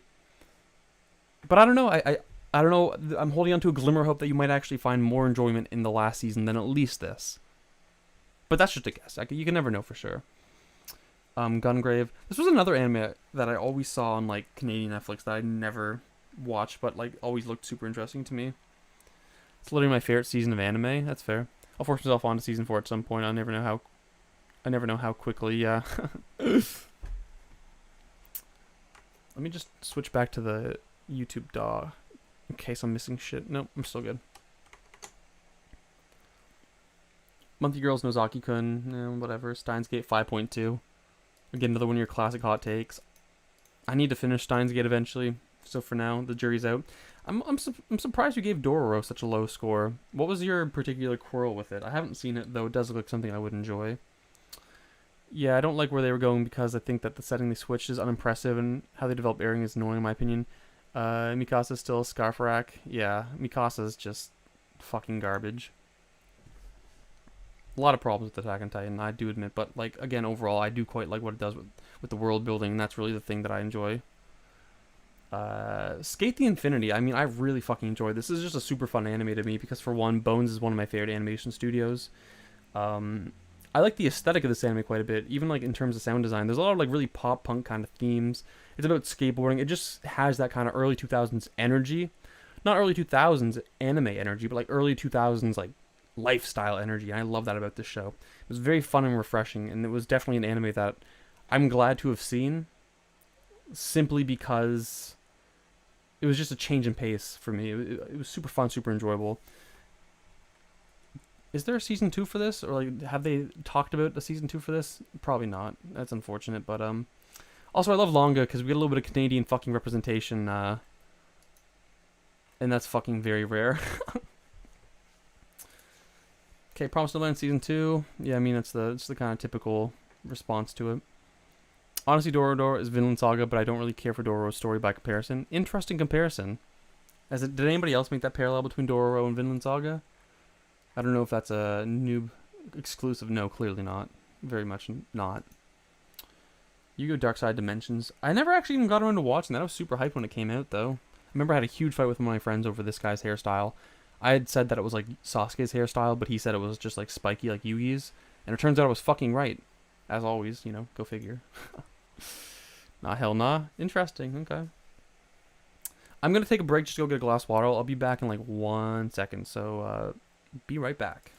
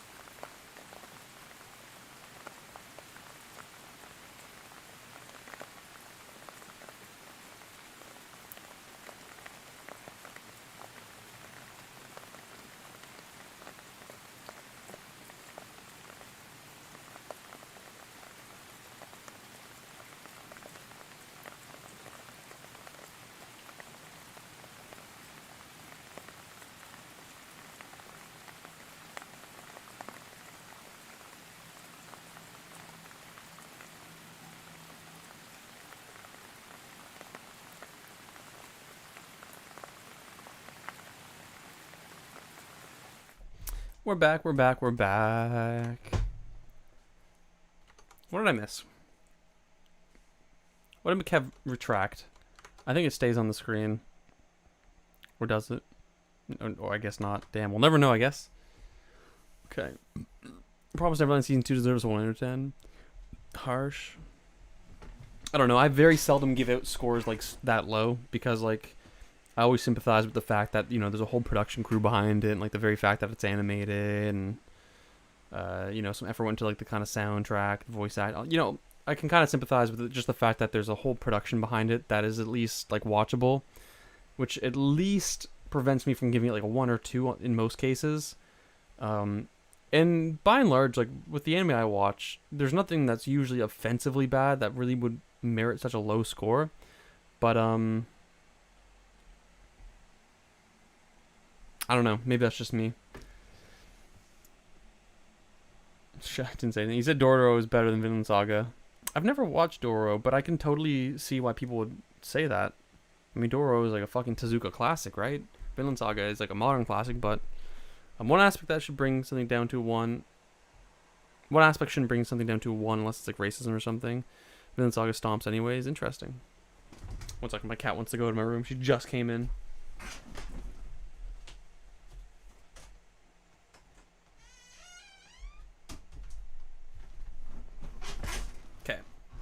Let us continue with the list of the Newberton. Noblesse, whatever, Danganronpa again. One of the girls my mom babysits likes Danganronpa, so that's all I know. But that Kakegurui, a 4.7? I guess I could see why you wouldn't like it. I honestly, Kakegurui is a bit of a guilty pleasure for me. I just found it super enjoyable, and like visually, I could look at it all day. This is definitely one of Mappa's feats for me. I didn't know Mappa also did Yasuke. It's kind of interesting. All right, what else we got down here? Noblesse Spirited Away, a 4.5. Okay, go off. I'd be curious to know your particular quarrels with it. I mean, for me, generally, like with Miyazaki's films, what I appreciate about them is the kind of the rustic feel to them. I love the animation style. That's of course what everybody praises about them. I like how imaginative and inventive the worlds are. And Spirited Away for me is like the perfect example of just how inventive a lot of these films are. That bathhouse that they created has so much character. It's overflowing with it, and I love that about Spirited Away. There's nothing overly complex about the story, but I don't think it needs to be. I think we get this beautiful world, and we get a tour of it, and it's just super charming to me. I love Spirited Away. Am I allowed to send my AniList in the chat? No, send it in the Discord on the appropriate channel. What up, Samurai Akira? I'm coming for you, noob. Yeah, noob, bro. If you thought that was a hot take, wait till we go lower noob's list. Noob Sag. Okay. Garden of Words. We've already talked about this. Demon Slayer, I personally do not think it's as bad as people make it out to be. Everybody wants to like rag on Demon Slayer and say it's like the worst anime of all time. Okay, if it's one of those things that you just found boring, then like, that's kind of another has no ground for disvalidating or invalidating somebody's personal enjoyment of an anime, so I couldn't I could actually see the argument as to why somebody would find that boring. I won't lie to you. I personally enjoyed it quite a bit, though. But you shouldn't invalidate another person's ranking if that's like kind of their basis. I kind of get triggered when people say I enjoyed it because enjoyment's the sum parts, but subconsciously, so when people are enjoyment, yeah, we've talked about that. But I've changed my mind on like what we last talked about. I think enjoyment is very intimately tied to a kind of basic biological response to an anime or manga, and I think yeah, sure, you can totally like reflect on that, and you can process what you might think you particularly like or dislike, or particular like elements that caused either boredom or excitement or whatever. And no ranking of an anime can be entirely enjoyment because there's always some reflective aspect there, but I still think that enjoyment itself is more. But anyways, I haven't worked out the thought completely. I'm currently working on like the big video essay about Berserk and Fairy Tail, which is just my excuse to clickbait people into hearing my speech on subjectivity and all that fun stuff. But I bring it to like the fucking weeds, and I really give a good treatment of like enjoyment and reflection and evaluative criteria and stuff. My retort would be, what you enjoyed, you would point to a concrete part of the series, so I disagree. Not necessarily. I think you could very much I don't think enjoyment has to be directed at anything necessarily. I think it can be a total experience, because enjoyment almost occurs almost on an unconscious level, more or less, doesn't it? I mean, we're not always consciously aware of what is causing us enjoyment. So I think we can reflect. I do kind of agree that it's the sum total of the parts, because you can reflect upon your experience with the anime and you're kind of like quantifying how much of it caused enjoyment versus otherwise. I mean, quantifying in a loose sense. But in that kind of moment of reflection, you can't necessarily draw the lines between moments of enjoyment and moments of non-enjoyment necessarily. But I don't know. This is definitely a thought that I'm still working out. Everything's enjoyment levels, all there is. I definitely think that like every aspect of evaluation is highly influenced by personal enjoyment. I think that our individual understandings of good and bad are highly influenced by what we enjoy. Exactly, but it's based on value we associate each part as, like a story, characters, etc. Yeah, I would agree with that. I mean, I'm not denying that there's like this huge network of like unconscious values that we hold that influence the things that we're predisposed towards. I think that's like an integral part of like any interpretive theory. But if what you're arguing is like we can break down our enjoyment consciously and after the fact, to derive some kind of evaluation. That's true, but I also think we can just not do that kind of reflective exercise and be left with a vague feeling of enjoyment towards a series and leave it at that. Doesn't matter how you can truly quantify. Doesn't matter how you can truly quantify why the enjoyment. Some arguments are half baked. Others make for great discourse, but it's valid nonetheless. Yeah, I mean, I definitely think that any interpretation or any evaluation one makes towards an anime is valid, because that's just kind of like the way that anime manga works. But yeah, I guess. But don't let me derail you. No, this was super fun. I'm glad you're pushing me on these points, because it's relevant to what I'm working on right now, and I definitely need to like iron out the details more. But back to Demon Slayer. I agree. There's some series I barely remember, but I have like a kind of subconscious thought of it, like I enjoyed this or hated this. But actually, in that, you're recognizing like Josh's point. And I think that's maybe what you're doing generally. That like enjoyment is enjoyment of something, which I think I kind of disagree with. But the details of which I'd have to still work out. I'll say that enjoyment is directed towards something, but we're not always aware of it. I think that's probably a good place to put it. Demon Slayer, however, I think it's a bad rap. Like, I definitely think that even like if we're going to evaluate the story and the characters based off the 26 episodes, it's underwhelming even for a battle shonen. I think that, episode 17, 18, whatever it is, it's pretty cool, but like that alone doesn't make up for the mediocrity of the rest of the series. I do think that on the production end, that alone justifies at least a 5 for me personally. And the fact that it's not offensively bad for the most part is another reason why it just doesn't get like a super low score from me. Again, I have my kind of battle shonen sympathies. The cast is fucking awful. I hate almost all the characters. But maybe hate's too strong of a word. I don't like any of the characters, but they don't hold the story back, because I just don't think that there's enough to the story generally anyways for me to care. We can VC this if you want to write, if you wrote something on this, and I can send it to you if you want my perspective. Well, we can VC this if you want. I wrote something on this, and I can want to see my perspective. Yeah, okay. I think we should do that sometime for sure. Because yeah, like I mentioned earlier, like I'm working on this like big thing about evaluation, anime, manga, and enjoyment, because it's actually based off like this debate you always see on TikTok. It's like me ranking anime according to writing versus enjoyment. Like that's like the weird dichotomy they all push for. Like it's enjoyment or it's writing. Like that's the two modes of evaluation. And I think that like chopping up that way is so fucking dangerous, because it creates this illusion that evaluating according to writing is objective and evaluating according to emotions or whatever is subjective. And that's just such a fucking facade, because obviously, as we all know, no objectivity in evaluation, because of course it's values, which are subjective inherently by virtue of what they actually are. They're mind dependent like entities.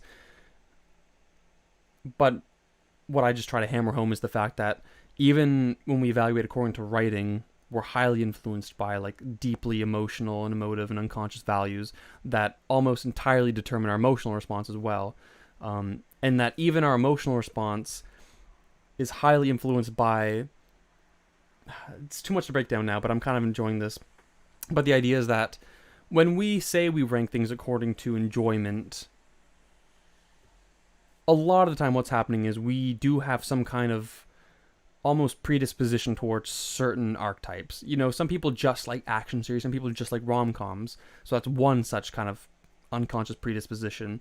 But there is a logic baked into the kind of category of like particular archetypes and narrative patterns that we can undig. And they're implicit in us. And that kind of controls our enjoyment.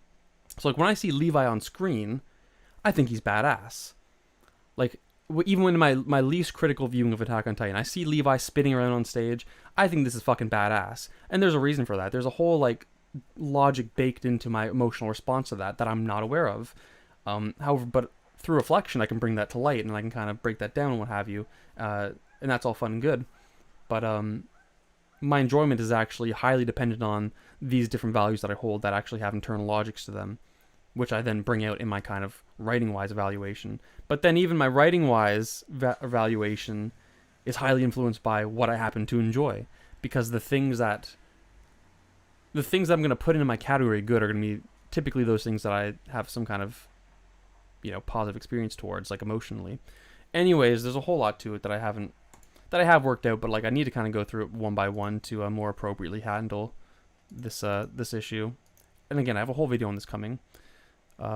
Snow sent me a document. I'm not going to open it because I'm scared it's going to open up on stream, but I will give that a read. And I'll actually send you along what I have when I like shape that up once more.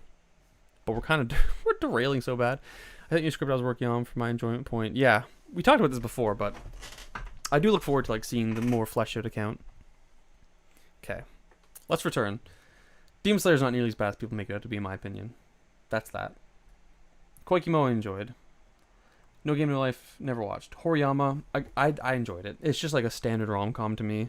It did nothing offensively bad, and I actually thought it had a strong start, so I gave it a higher score. Ponyo Ponyo, Fishy in the Sea. A 4? Okay. Nagatoro, you know, we've talked about this before. I love Nagatoro. I think it's super fun and refreshing, but I don't know. People are weird, don't like it, I guess. Didn't know you Mugen Train, okay, go off, I guess. Ponyo 4.3. Snow's fuming. So what you're saying without the big boy words is depending on how you grew up and as a person will affect your view and judgment of a series. I mean, yeah, absolutely. I mean, first of all, like the social environment you grow up in is going to largely determine, you know, certain tendencies towards interpreting things a certain way. The classic example is like culturally we interpret different icons differently and symbols. So for instance, indigenous groups tend to interpret like the eagle as like a symbol of nature and like a message from the creator, whereas, you know, in contemporary American culture that's normally interpreted as freedom. And so the same symbol has two interpretations that seem obvious to the group that interprets them. And there's just there's infinite examples of this. And so things like that, also just like socially acceptable behavior, like going to a restaurant, like here in North America, we sit down, we wait for the waiter to come, they serve us, and they go. In Japan, for instance, that's not how it works. You're supposed to like call out to the waiter when you're ready and stuff. Here, people think that's rude. There, that's the norm.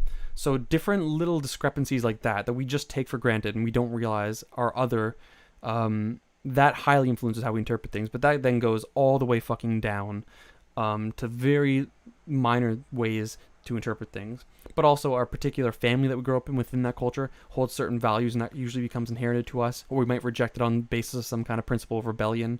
And also with our friends, there's a trillion little things like that form this unconscious web of values that influence how we enjoy things or what we think is good, and that's always present, and you cannot jump out of that, and that's why all evaluation is biased.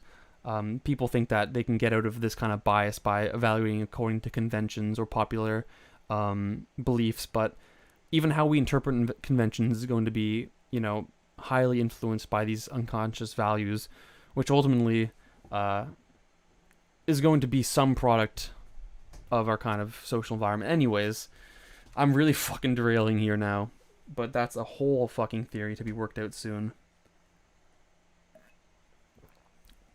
Really, only Ghibli shows I'm safely sleeper are Ponyo and Totoro, from what I've seen. My hot take is I don't like Mononoke, Princess Mononoke. I thought that was kind of boring. You know, I mean, there are some interesting themes there about, we might say, about, like, Nomos versus Physes, but, you know, it's an age-old, it's an age-old debate / thing. I don't know. Anyways. Yeah, I'm sorry. Like, the whole nature versus, like, civilization, the Physes versus Nomos, like, it's literally been tackled since the ancient Greeks. And I've read so much shit about that, like, already, that I'm just so numb to it these days that I can't really appreciate Mononoke, to be completely honest. I didn't pay attention to the themes. I just enjoyed the ride.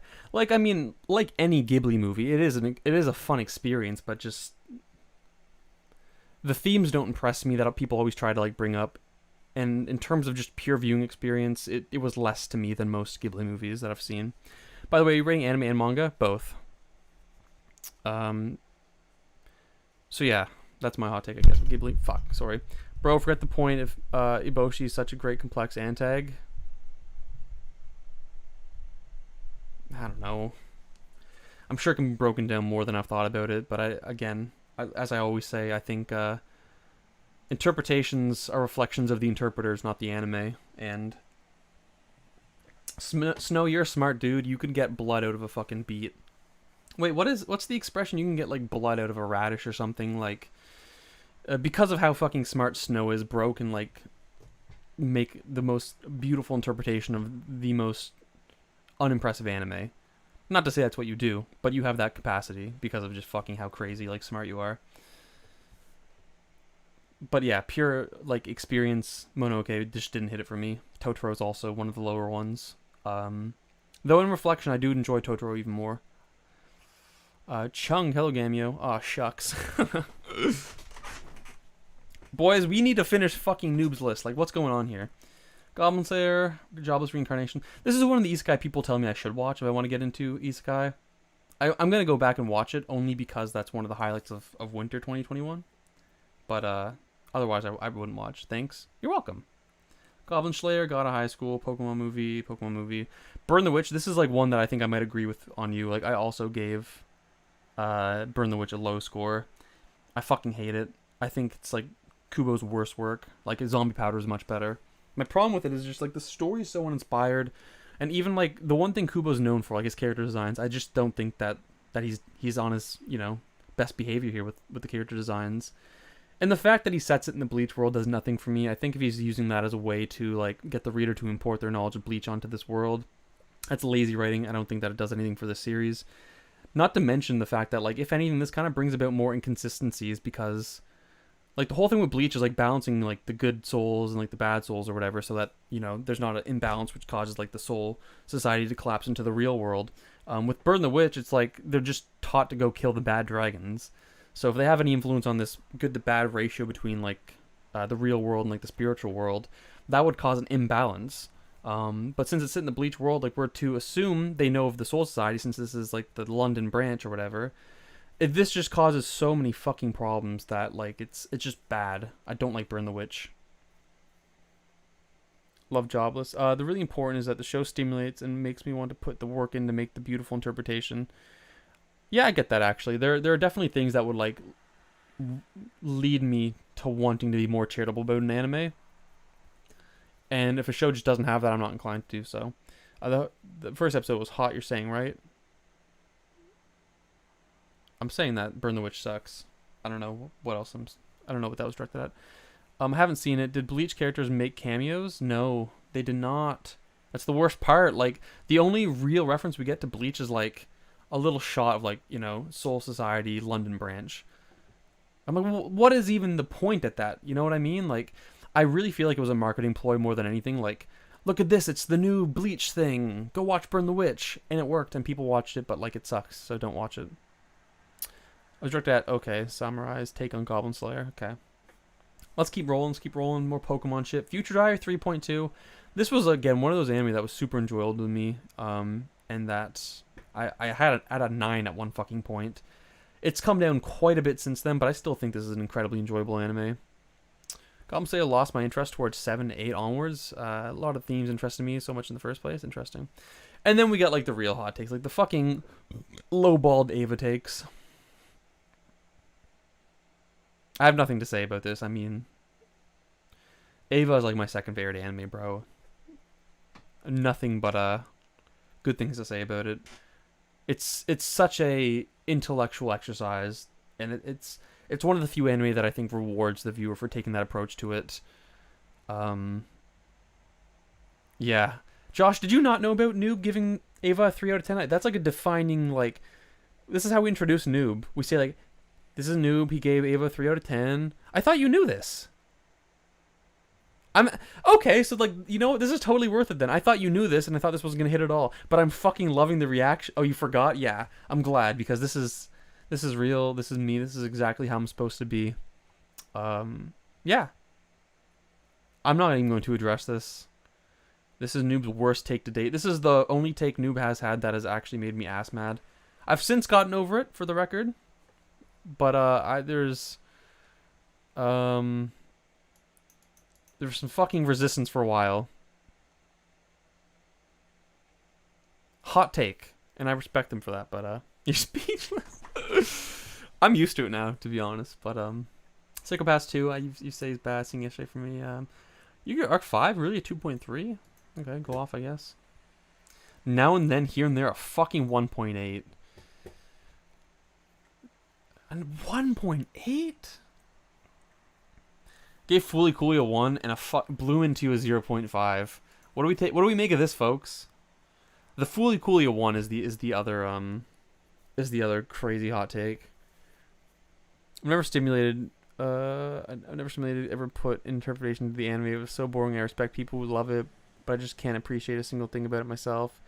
How do you even rate this? That's my thing also. Like, I'll give a 1 or 2 to like one of those shitty CG shorts, but like something like Fooly Cooly to me.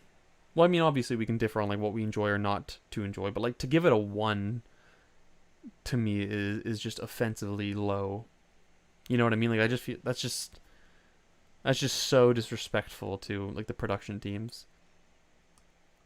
But I mean, we each got to determine our own criteria and like what each number means. But I don't know, the 1, I think I'd even be more satisfied with a 2.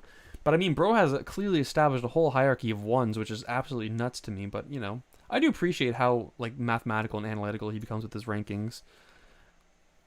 All these squares make circles. All these squares make circles. All these squares make circles. All these squares make circles. Bloom and you is Yuri, right? Why is 0.5? Is it that bad? For real. I put Ava on hold around episode 14. Bloom and you is so good though. This is taking so long. Should I even go through the fucking paused?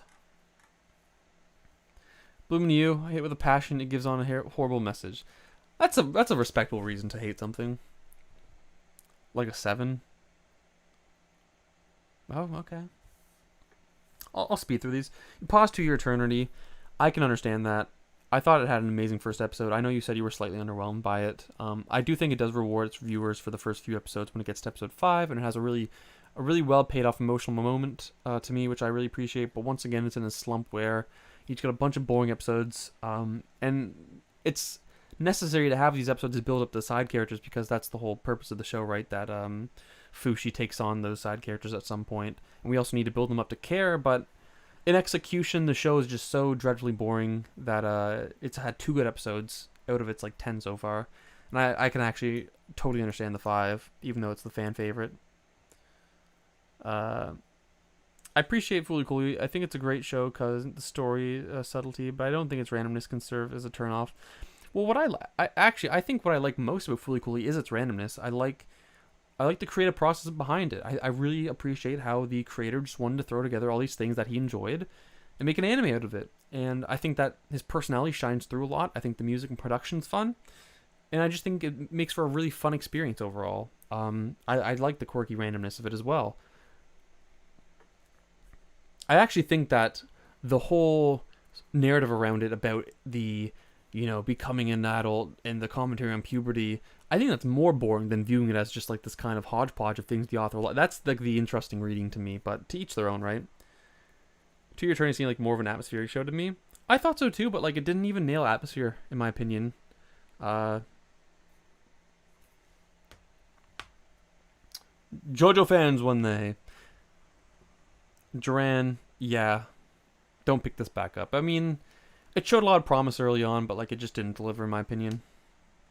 It like climaxed at fucking episode 4 and did a lot of like nice backtracking where like it would start to try and build up some of the events that had happened earlier by giving more background.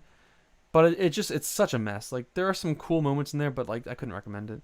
Shaman King I've talked about before. It's not a great adaptation. The animation is fucking awful, and that's what holds it back more than ever. I mean, people undercut the characters. Like there's character arcs are really well done. Take the arson girl as an example. It's really well done. I'm talking about Fooly Cooly. Okay. Yeah, like don't get me wrong. There are definitely some cool character analysis to be had there, but I don't know. I appreciate the process behind it more than anything. The Snow White notes. No, Shaman King 2021 didn't live up. The action sequences that I've talked about before are reduced to literally still images being panned. And it's a battle shonen, right? It's a fucking tournament battle shonen at that, where fights are literally like the bread and butter of the series. And if you can't nail the fights, you've essentially lost the series. Now, I love Yo as a protagonist, but I don't care for a lot of the side characters either, which is unfortunate. I have a lot of nostalgia for the show. It was one of my first anime, but ultimately 2021 is just, it's not a great anime. Like Record of Ragnarok? No, Record of Ragnarok's way worse. Still frames an action series, Fate Zero vibes. Really? Fate Zero is on that shit? I didn't know that. Because Fate Zero was heralded as like the best animated action series back in the day. Really? I didn't realize that's the kind of shit we were talking about here, bro. Imagine rating a series you haven't finished. I could see the logic for that. I think that you're totally entitled to rank a series based off anything you've seen from it. So if you only watched 10 minutes of an episode, I think you're totally justified in giving that a ranking. Yes, it does. Don't play with me.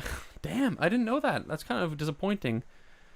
I can show you clips right now. I believe you. Like, you've never not had proof to back up any of your claims, so I have no reason to disbelieve you. I like Snow White's notes because, again, it tackles that kind of character theme that I like a lot about, like the technical genius lacking in soul type beat. Like, this is the same thing with Your Lie in April. Had the protagonist is like the good semi-shen whatever fucking player, technically, but then just he lacks soul. Like, he's kind of like a shadow of his grandfather kind of thing.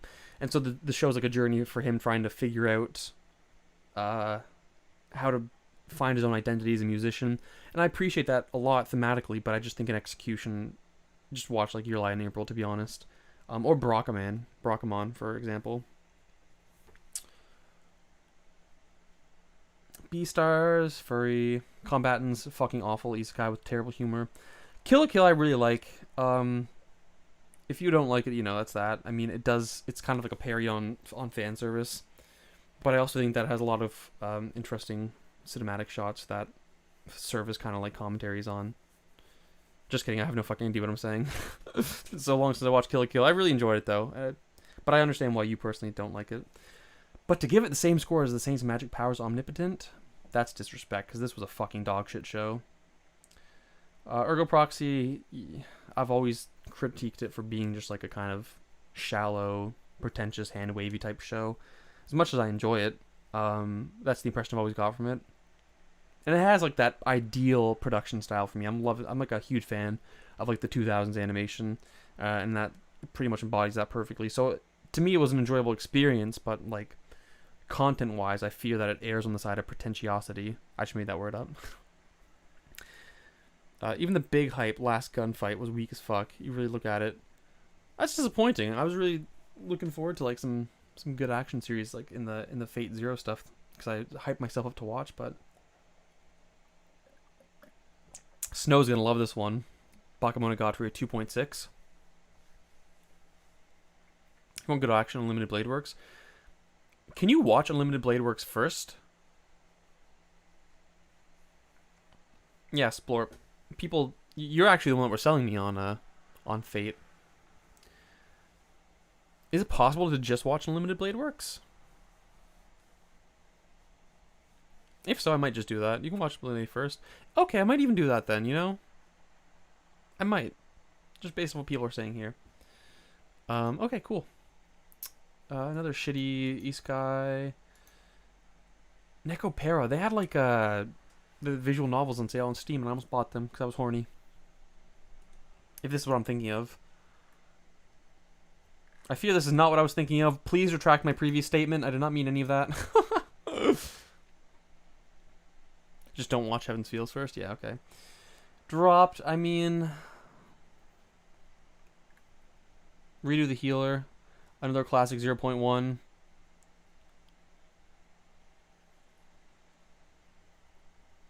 Inuyashiki. I remember you said that you didn't like it because the gore just felt like for the sake of being gore. You know, you said that like the creator kind of got a sick pleasure out of just depicting gore, which you didn't like, if I do recall. So that's a respectable take on it. Doofy the Greatest, the Greaseball likes Nekopara. I don't think I was thinking of the same thing, but the Greaseball. Again, Noob reserves these scores for things you think that are like morally imputable. So respectable. Like if you just think that there's like something that's negative that ultimately comes out of it, then yeah, I mean fuck, I guess the 0.1 is merited. Like if you think that anime's better off without this anime, go off. Yeah, it looked fucking garbage. Eden Zero, I still like. But yeah. Planning, don't care. So we finally made it through Noob's List. And we're simply not getting through all these tonight. Oh, that's right, I'm doing manga as well. Fuck me. I am doing manga. I'll do Noob's manga because he has a short manga list. But folks, I'm simply not getting through all this today. I'm gonna do another stream tomorrow though and try and go through some of them.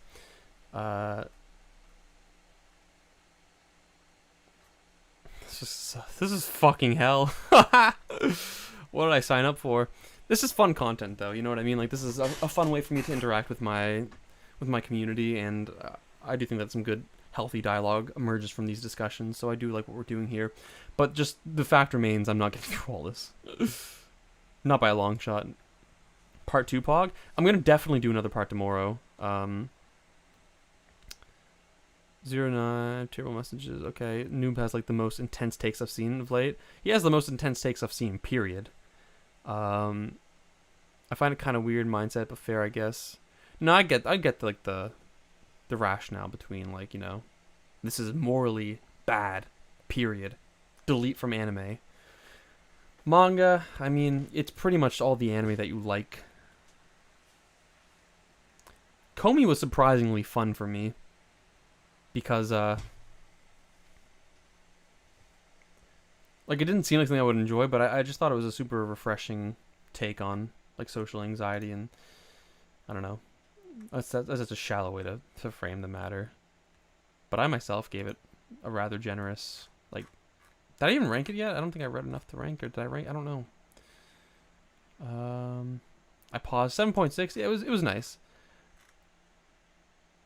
Nah, bro, I have a buddy who said that Perfect Blue and Ava were like 2 and 3. I still haven't actually watched Perfect Blue. I should probably watch that tonight.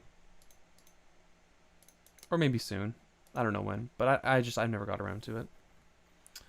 Completed Imperfect Girl. I'm glad you got to enjoy Imperfect Girl. I think that's based off of a novel. Super enjoyable. Very fun. Only 3 volumes to read. I definitely, like, if you guys are looking for like a quick little 3-volume story. What's the genre? Yeah, mystery psychological. This is a super fun one. This is I highly recommend this, actually. It's supposed to be based off a real, you know, a real story. I don't know how true it is. That doesn't take away from how, like, just fun this is. I read 10 volumes of scans last night at 5 a.m. My life force is dwindling. You're a better man than I. Another dropped. Didn't know that there was a Psycho-Pass manga. Interesting. Moriarty the Patriot. Don't care for the series. I bought the first 3 volumes, and honestly, I don't think I'm going to read them. It's crazy how willing I am to throw out money. It just doesn't seem like my kind of thing. I think I got it on a whim, but I regret it, to be honest. I'm not too big on Komi. It's alright, but it's not that great to me. That's fair, I guess. Miss Kobayashi didn't realize oh, it's bad for the price. Yeah, he was mad about this one, bro. Okay, and we completed Noobs. I don't really get that Noob since all the fiction entertainment, but like, I can understand why you wouldn't like anime themes overall. Just read it and never pick up more. Okay, we're gonna do like at least one more, because I feel like I can't only do one fucking list. So we're gonna do Weeabra. Who is Weeabra anyways? Identify yourself. Who is Weeabra anyways? Identify yourself. Go to his favorites. No, I'm gonna do favorites another time.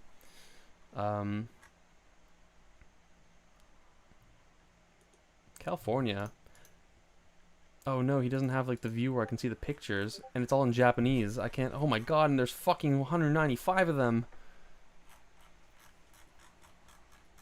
What the fuck? Can I switch this to like view like the little icons, bro? Cause this is like,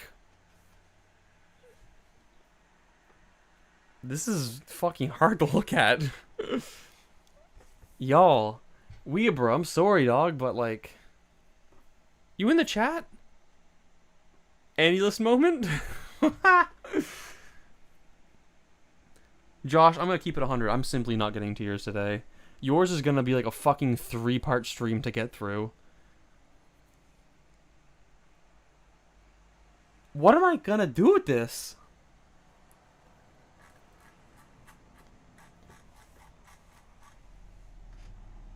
I'm skipping Weeabras for now.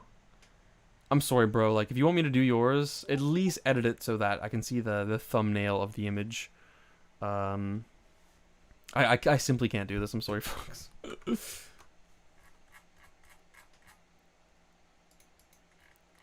Fuck Mal, dude.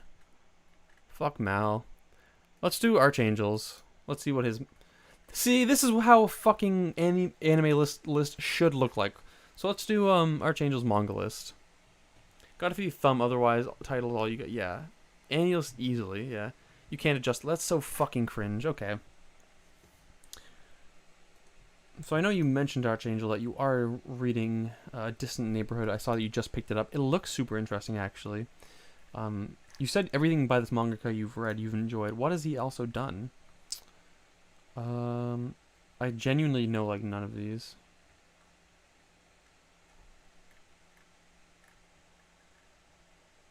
I genuinely know none of these. I feel like this image is at least vaguely familiar to me, and it's quite short. This is something I could see myself wanting to read. I'll wait for your like manga log for you to talk about this a bit more and determine if I want to get into it. But it looks cool. Art style, I mean, reminds me of Junji Ito. Interesting. So 20th Century Boys. I've only read like the first volume, and I did enjoy it. I think Urasawa is like solid all around. I need to read more though, but I mean I could totally see why anybody would give it a high score. No idea what this is. 7 Billion Needles. Oh, sounds kind of cool actually. I might actually give that a shot one of these days. It's rather short. Even though I have so much manga on my shelf that I've yet to read, I constantly love to go on to like people's lists and find like short manga they rank high so I can like read it in like one go. That's just kind of my vibe. Arbara. I can't keep doing this or the stream's gonna never fucking end. This is Letters to Adolf, right? By Tezuka. Alright, bra moment alert. I've never read a single work by Tezuka. I've not even watched an anime that was based off a Tezuka work. I am sorry. That is my biggest flaw as a manga reader. My biggest flaw as an anime reader is having not watched Cowboy Bebop. But I'm very embarrassed to admit I have not read a single Tezuka work. I want to read Ayako. Ayako? How I spell it? Ayako? Is it A-Y? Yeah, Ayako. I want to read this because apparently it's like analogous to Arigato, which is one of my favorite manga. But yeah, bra moment. Sorry, boys. Akira, I enjoyed the movie. I thought like from a production standpoint it was awesome. Like the fucking last little bit was fucking great, but like by and large it was just like to me the movie. The manga though is apparently infinitely better. So if I ever get money again, I'm gonna have to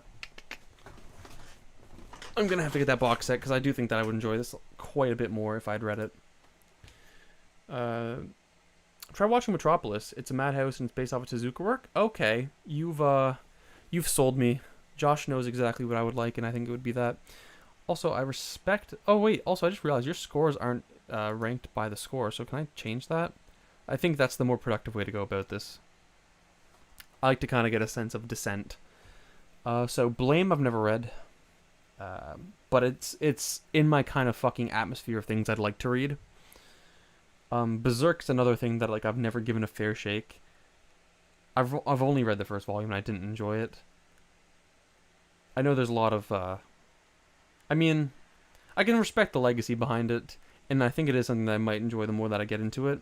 But right now, the fact that it's so long is quite daunting to me, especially given that I have so many other things I'd like to read too. So, 20th Century Boys talk about Full Metal. I've actually not completed the manga yet. It's kind of cringe. But Brotherhood is like one of my favorite anime. I've been on a bit of a Brotherhood binge. I've been rewatching some of the later episodes recently, and like it's blowing my fucking mind all over again. I really need to finish that manga.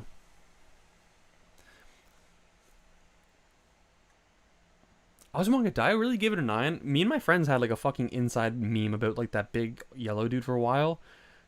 Because I don't know why, but we all used to like make fun of like that scene where like he comes in and he's like, I wish I were a bird. And we would just meme the fuck out of that forever, even though none of us has seen Azumanga Daioh.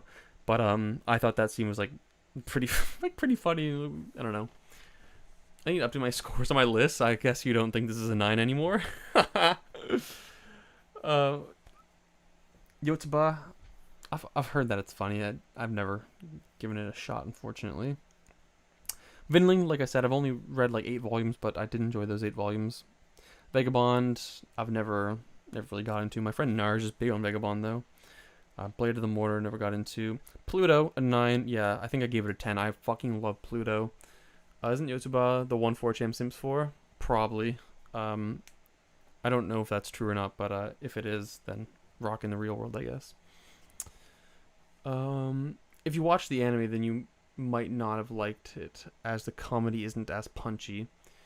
Interesting. Okay. I mean, I think they sell Azumanga Daioh as like one big volume, so I might get my hands on that one day. I'm surprised you gave Nijiharu Holograph a 9.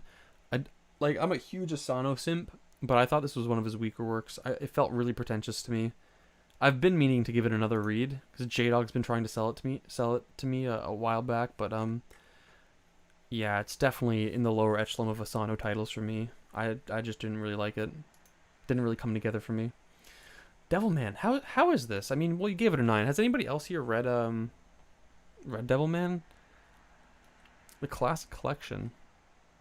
I'd like to. I mean, I like Devilman Crybaby a lot, but obviously the manga's quite different, especially this older one. I would like to give it a shot, actually. J-Dog doesn't even read manga anymore. Yeah, rip that guy. Letters to Adolf we mentioned. Oh, damn! What a Wonderful World, a 9 as well. Well, I'll be damned. Again, this is like... Devilman's incredible, so bleak. Damn, I'm gonna have to give that a shot then. What a Wonderful World, again, it's like... It's solid. I think that this short story is a hit or miss. But I think as far as like Asano short story collections go, A City of Lights is gonna be always my go-to. I think that was much better done. Can I find it like just based off recommendations? Yes, it's right here. This is the like Asano short story collection that I'd recommend over What a Wonderful World. If you haven't checked it out, I would recommend it. It's only available through scans, unfortunately, but Devilman's incredible, so bleak. What a Wonderful World, my first Asano. Interesting. Okay, that would do it. Mine was, much like other people, Salonin, but good stuff all around. Yeah, Pun, I got that as a 10. Ayako, like I said, you mentioned that it was analogous to Arigato, which I talked about in a manga log, and that interested me a lot, so I do look forward to eventually reading this. Your first Asano work was Downfall. Interesting. I really enjoy Downfall. I know people, I've heard people, like Asano fans, say they didn't enjoy it as much, but I thought it was tackling some like the most mature themes that Asano had tackled to date, and I thought it was wonderfully executed. But I don't know. I'm not huge on like whipping up these big interpretations and like laying it out for y'all. That's not really my My Name is Doofy spirit. But it's definitely like something I would be interested in rereading. It had a huge impact on me when I first read it, actually. Yours was Dead to Demons, obviously, and I feel like it's just not common at all. I know you hate Bakuman, so now I might trigger you. It doesn't trigger me like super much, but I do not like Bakuman. I find it incredibly dull. I got through like 4 or 5 volumes, and I couldn't get invested in the story at all. I like what it's trying to do, about it gives some nice insight into the industry, but ultimately I feel that it just becomes so overbearing because it has to, of course. It has to deliver a lot of information with the manga industry to its viewers, because obviously you can't assume that the viewers know how things work, and so a lot of that narration becomes overbearing to me, and I just can't be bothered to care much about a lot of the characters. Yeah, wasn't much there for me to enjoy, unfortunately. I really like the ending to Downfall, fucking a million percent. I do enjoy like Bakuman. No, I like Bakugan Battle and Brawlers more than Bakuman, so... and yes, I think I said this before, but the ending to Downfall is like what has that fucking punch. Sorry, I didn't mean to fucking blow out your eardrums with that. Aku no Hana, again, one of my top like 10 manga as well. I'm on a huge Oshimi binge right now. I'm not gonna lie to you guys. I'm trying to read all of Shuzuo Oshimi's works. I have a manga log coming out, I think Wednesday, where I discuss a lot of those. But he is really shaping up to be like one of my favorite mangaka, right next to Inyo Asano. And Aku no Hana is phenomenal, but depending on how Blood on the Tracks wraps up, that actually might end up overtaking Aku no Hana. I'd have to reread Aku no Hana because it has been a little while, but those first 3 volumes pack such an incredible punch to me, and just how effective they can make the reader uncomfortable I think that like level of writing and the emotional response it can provoke is incredibly telling of how intimate the writing of Aku no Hana is, how much it can really draw the reader in. So yeah, 9 is easily justifiable. The thing I don't like about Bakuman is how incredibly long it takes to read a volume. Yeah, like absolutely, like it's that's much more of a superficial kind of thing, but like for me, that's a perfectly legitimate reason to not want to get into something. Uh, I don't know, the action series go brrr. That's doofy. Though not so much for manga actually. I do have this kind of like with manga, I prefer because okay, let me break it down this way. I love action series, but I prefer them animated simply because I don't enjoy reading fights as much. Um, so with manga, I prefer more like drama-based things, things that tackle more dark themes. But with anime, I don't enjoy those as much. So I think that's just an interesting divide. I know, I like to pride myself in my battle shonen, but actually, I prefer action series and anime not nearly as much as the manga. One Piece, I've never really got into. Monster, I saw that you had a reread of Monster recently on Twitter, and that it actually dropped the score a little bit, which I thought was interesting because I've only had one reading of Monster, and I can only remember being blown away by it. But I do remember when I read Pluto that I was much more invested overall in that than I was Monster. And so I think I gave Pluto the edge over Monster at the end of the day. Maybe I should give Monster a reread too, actually, to reevaluate it. But I mean, like, Tenma and Johan are like some of the best written characters in like fiction generally, in my opinion. I really like the story, characters, and themes, but once I reached volume 10 point, because I was so interested in it at that point. You're talking about Bakuman, I assume? Yeah, I can totally understand that. Death Note, again, a classic 8. Absolutely. Dragon Ball, never really got into the original manga, to be honest. Does this include Z, actually? I think it does. I'm pretty sure it's just called Dragon Ball, right? Yeah, Dragon Ball Super is the sequel. So this is the original and I guess Z, but good stuff. Good stuff. Battle Royale I still haven't read, even though I own the first 3 Ultimate Editions and I have for like a couple of years. I gotta get around to doing that, because One Great Manga War, that's I think one of his favorite manga as well. But this was like, that's Battle Royale is like one of the classic seinen people will throw around back in the day. Like I remember, I actually do remember I changed the manga talking about it back in the day. I remember like Code Provider talking about it. This was just kind of like one of the seinen that were always in the conversation. But definitely something I've been meaning to get around to. Uzumaki. I've actually only read. No, Dragon Ball Z is just what Americans call it. Interesting. Uzumaki is one that I've been meaning to get but haven't. I really want to purchase some of those really nice Junji Ito volumes, but they're so expensive here in Canada that I'd rather just buy like 3 volumes of something else. I might read this through scans one day, but the only Junji Ito work I read was No Longer Human, and that was fine, but it didn't have the same punch to me as like the Furia version that I preach and praise day in day out. But that is getting the anime adaptation that everyone's really hyped for, and and it did look good. I think I would enjoy Uzumaki. I just need to read it. The hardcovers, yeah, exactly.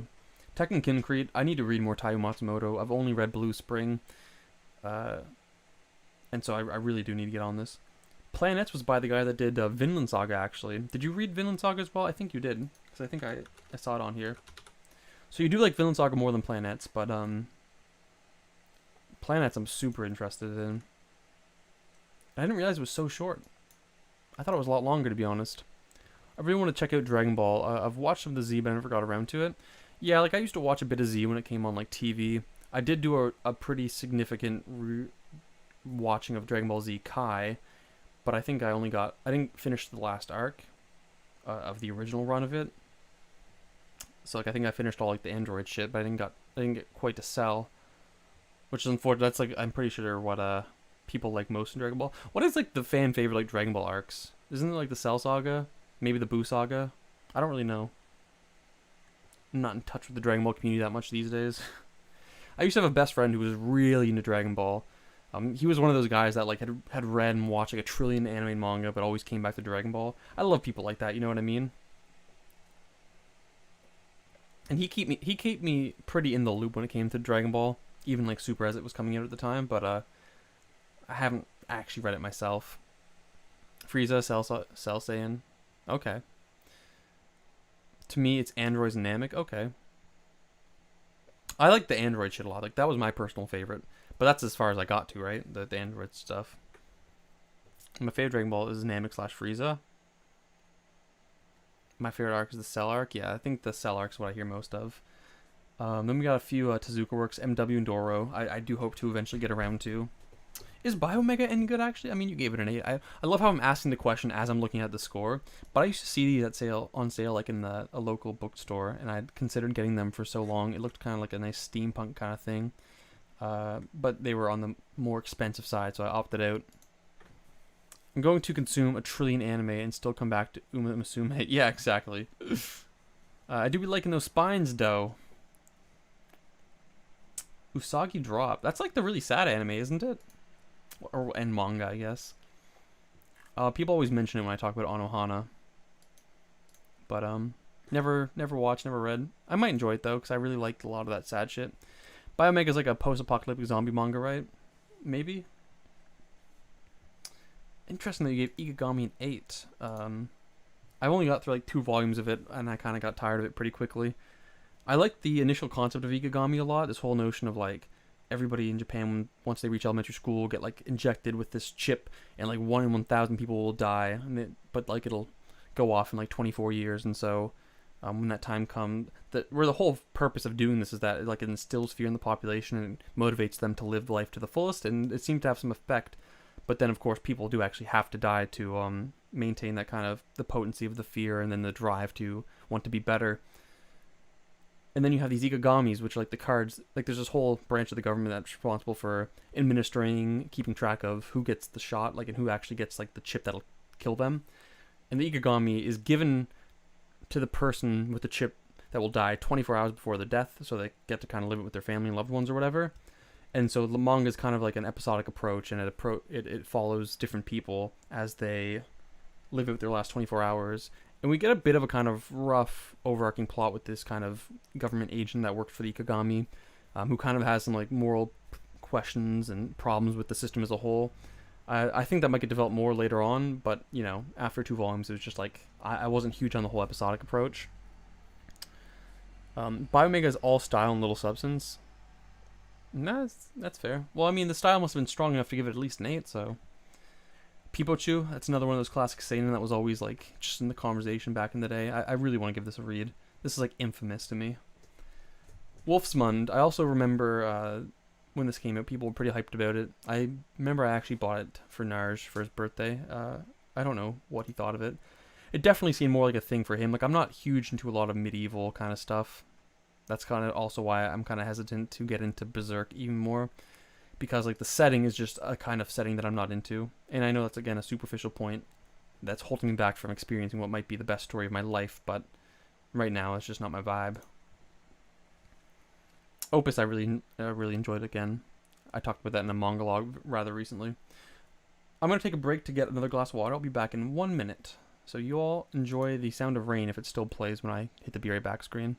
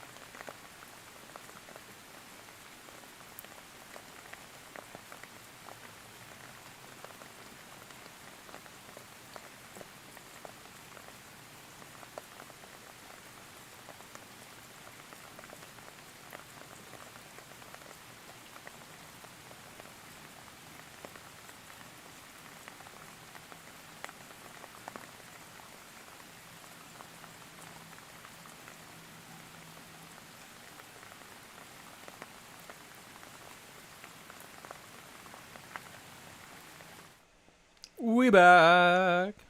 Yeah, yeah, baby. Not gonna lie, I also had a cookie.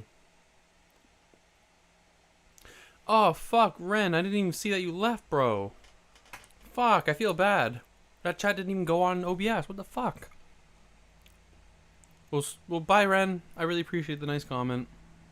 I wish I was able to say goodbye, though.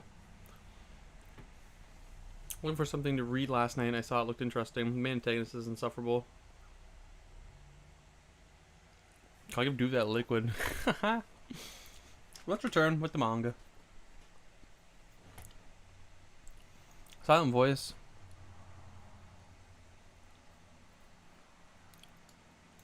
I just didn't enjoy the movie. Like, it's that simple. I know people say the manga's better, but like at the end of the day,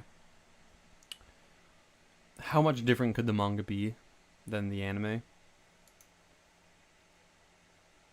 I just have no incentive to really read this, to be honest. Bro, I just realized most of the manhwa I read are on AniList now. I'm gonna flood my AniList now. Fucking A. That's no bueno. Just kidding. No Longer Human. This is the Ito version. An 8. I think I gave it about an 8 too. I'm glad Naruto got at least a 7 though. Fucking respect. Genshiken. I hate that fucking AniList didn't break up like Genshiken and Genshiken Season 2, like the two manga. Like, fuck, if we're gonna be so haphazardous in our willingness to break up anime seasons and manga arcs, like, this is one that is actually published under 2 different names. Like, why is that not broken up? Anyways, the first 3 volumes of Genshiken, or the first, I guess 9 actually, 3 omnibus, super fun. Yeah. It's my go-to kind of, I don't know, slice of life kind of comedy. Yeah, this was definitely one of my favorite ones. Welcome to the HK. I still need to read the manga. It's just up there taunting me. I was a big fan of the anime back in the day. I was very happy to finally have got the manga, but I just haven't read it yet. I'm surprised you gave the I haven't read Gaunt's, by the way. Do people still like Gaunt's? Because I know back in the day that was heralded as amongst the better, like, grittier seinen. Like, people would mention Gaunt's in the same breath as like Vagabond or Berserk. In a sense, it almost felt like a kind of seinen big 3. I'm using that incredibly loosely, by the way. But more recently, I've heard a lot of people say they don't like Gaunt's. You know, read the first 8 volumes. I heard it's like one of those series that like switches out the main character quite a bit. Like, there's a kind of willingness to kill them off. Is that true, or I don't know? Not that good? Okay. I'm surprised you gave the Fooly Cooly manga so high. I have a lot of issues with it. I don't love the art style, but I think more than anything, it just kind of lacks the same charm and the kind of creative process that the anime had for me. It just didn't feel. It just felt like a shallow imitation, rather. Again, what I like so much about the original anime is just how it expresses the creator. You know, it's all these things he enjoys slapped together, but I didn't get that same kind of feeling from the manga. Yeah, I don't know, bro. You're kind of fucking tripping with this one. Appleseed, what is this? 4 volumes. Might be a mistake. Yeah, I was gonna say. When you start thinking your own series were bad, when your own scores were bad, yeah. Yeah, I get that. That's why I constantly re-rank shit. Just way too much sexual content, which is kind of annoying. Yeah, I did hear Gaunt's was kind of like one of those, but honestly, that's not a fucking issue for me. What is this? This looks kind of cool. Appleseed.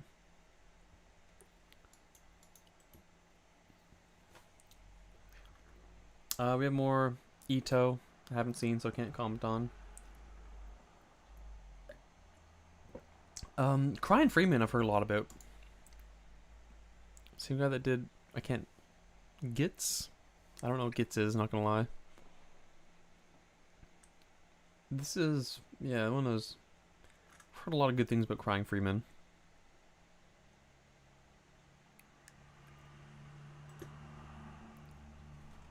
Go Monster, Taiyo Matsumoto, I need to read.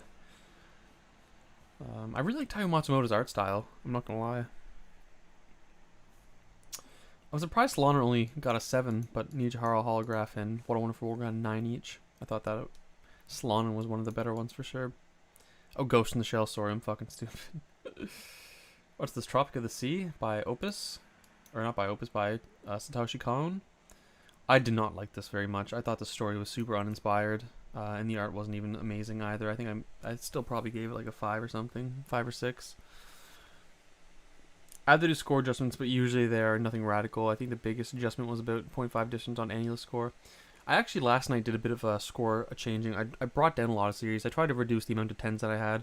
I thought long and hard about all my 10s, and I'm like, some of these are just lack the psychological significance for me.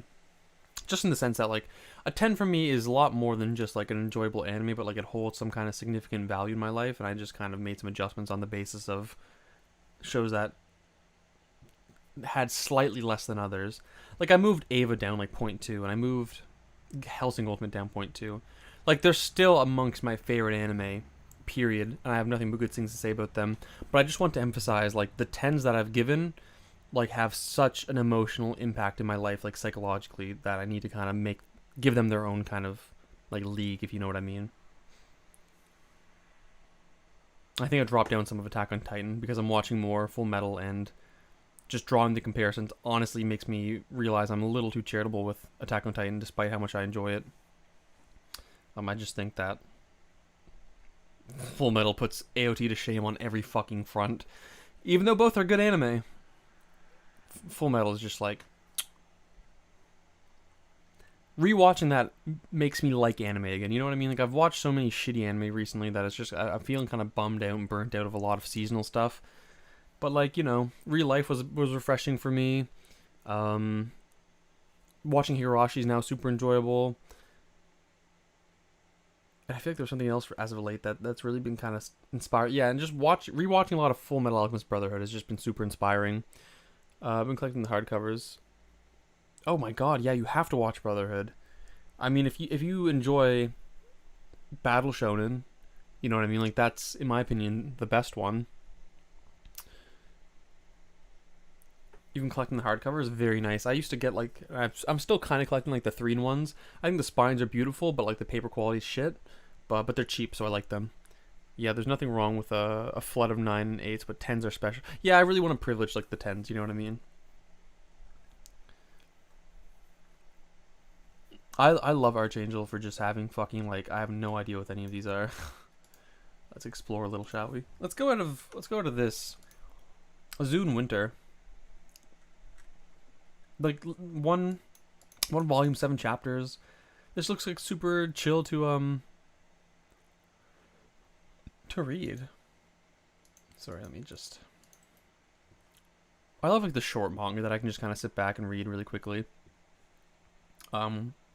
I'm actually gonna save your fucking manga list and go through them and, like, find little things like that to read from now on, because I think this is actually such a great fucking resource for shit like that. Nanan Ba. Like, I like no idea. Zune the Winter is super cathartic. Really? Interesting. Oh, Saturn Apartments. I do know of Saturn Apartments. I actually think I tried to track this down about a year ago, and I had no luck. Because one of my friends used to love this back in the day. Black Blizzard, like, 1 volume, 1 chapter. Like, I should totally check this out. Yeah, with A Man Without Talent. Like, again, conceptually, that's something I'm attracted to. So, like, yeah, man, some good shit in here I gotta get into. Dude, my planning manga list is so many weird things that I have no idea how I found it. It's crazy just looking at other people's lists.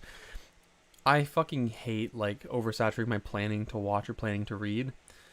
Because I think a part of my enjoyment with, especially with manga, is just, like, finding something on a whim and just being so, like, out of nowhere motivated to read it. I feel like once I have a set list of things I plan to read, that kind of loses the excitement of just stumbling upon something and then going to read it. I mean, conceptually it's the same thing. You're stumbling, then you're adding it to your list, and then you're going to read it eventually. But, like, I don't know, I guess I'm more haphazard when it comes to what I read. I feel like the longer the stream goes on, the less articulate I'm getting. Foolish to assume I was articulate in the beginning, I suppose, but, you know, 2.5 hours does this to a man. My planning was 300. 900! Splorp! You're on some Tayo shit, bro. Damn. It's so hard to sit down and go to one. Yeah. I don't know. I only put on planning, like, things I'm going to watch seasonally, like, things I'm definitely 100% going to watch, like, within the next 6 months. Yeah, the 5 centimeter per second manga was better than the anime movie for sure. I think I still probably would only give it like a 6 though. Tokyo Ghoul. I've heard a lot of good shit about the manga actually.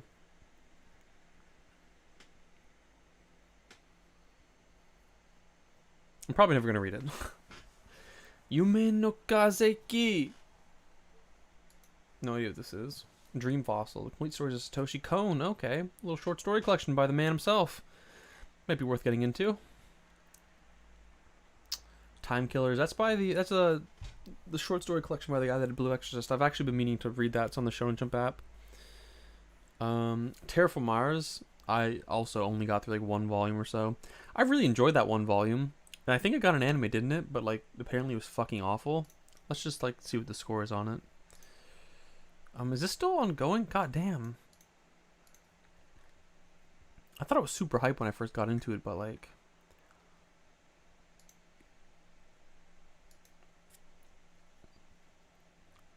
Where's the anime at? Bro, check out Pink.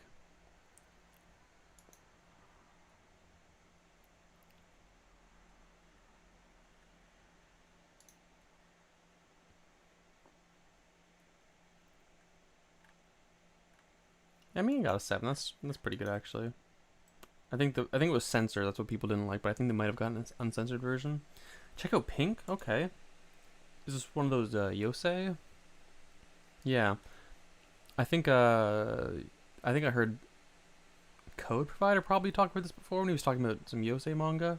Josei. I don't know if it's josei or yosei. I think I'm gonna check it out. I haven't checked out a whole lot of yosei to be honest, so I think this might be a good one to get into, especially if you're gonna recommend it so strongly. Let's check out chat. You guys are kind of popping right now, and I've been reading but not reading. You know what I mean? My planning for AniList is just things I haven't. You know what? I'm just gonna do this because I don't like looking to the side. I look ugly on the side. I promised the Tokyo Ghoul manga's heat. Okay, I might get the box set if I ever run into money again. So thanks for the rec there, Mr. Josh. The manga is automatically better than the anime. I really enjoyed the first season of Tokyo Ghoul actually, so I think I would enjoy the manga a fucking whole lot more. Noob's planning for AniList is just things I haven't released in my mal, are things that have released and look interesting. I have like 45 things. That's what I plan. That's respectable. Like, I mean, to be honest, I still think that 45 is a little much, but I mean, fuck it. I'm not gonna police people on their AniList. Sami Akira. Yeah, it's best just to keep them reading what you're currently reading as opposed to just continue asking for recommendations, because if you do that, you get 100% series, you probably never get the read. Honestly, I love just like, I feel like I can get burnt out so easily of just keeping with like a few series at a time. With anime, I try to keep it a little more restrictive where possible, but like with manga, like I'll definitely try to pick up a bunch of shorter series while I'm reading longer series. Just because it just gives me like a break, gives me something different to turn to. Like if I get into a slump with something that I'm reading that's long running. God, the anime, I heard it's really bad by some people, really good by others. I heard the first season of Tokyo Ghoul is generally regarded as like a pretty good anime, but everything afterwards sucks ass. Jose, okay. Automatically better because season 2, Rude was dog water. Yeah, don't worry, Josh. I forgive you for the sins you're about to commit. How much do y'all read at a time? I try to read 4 series, but at the same time, there's people that read 50 series at the same time. Let's just take a look at what I am reading right now, just to provide some kind of context. So I've got a good few things going on. If we go to my manga list. So Shaman King, I'm reading with the Kodansha reprints. So this is like this is released very in time slots. You know what I mean? Like I can only read this as much as I'm buying the omnibus and as much as they're being released. This is I'm just waiting for it to end. It's literally one volume away from ending. It's been written. She wrote the fucking ending. I'm just waiting for it to drop so I can complete it. This is something I'm reading. These are like ongoing things I'm reading. Same with Sakamoto Days and Blue Box Candy Flurry.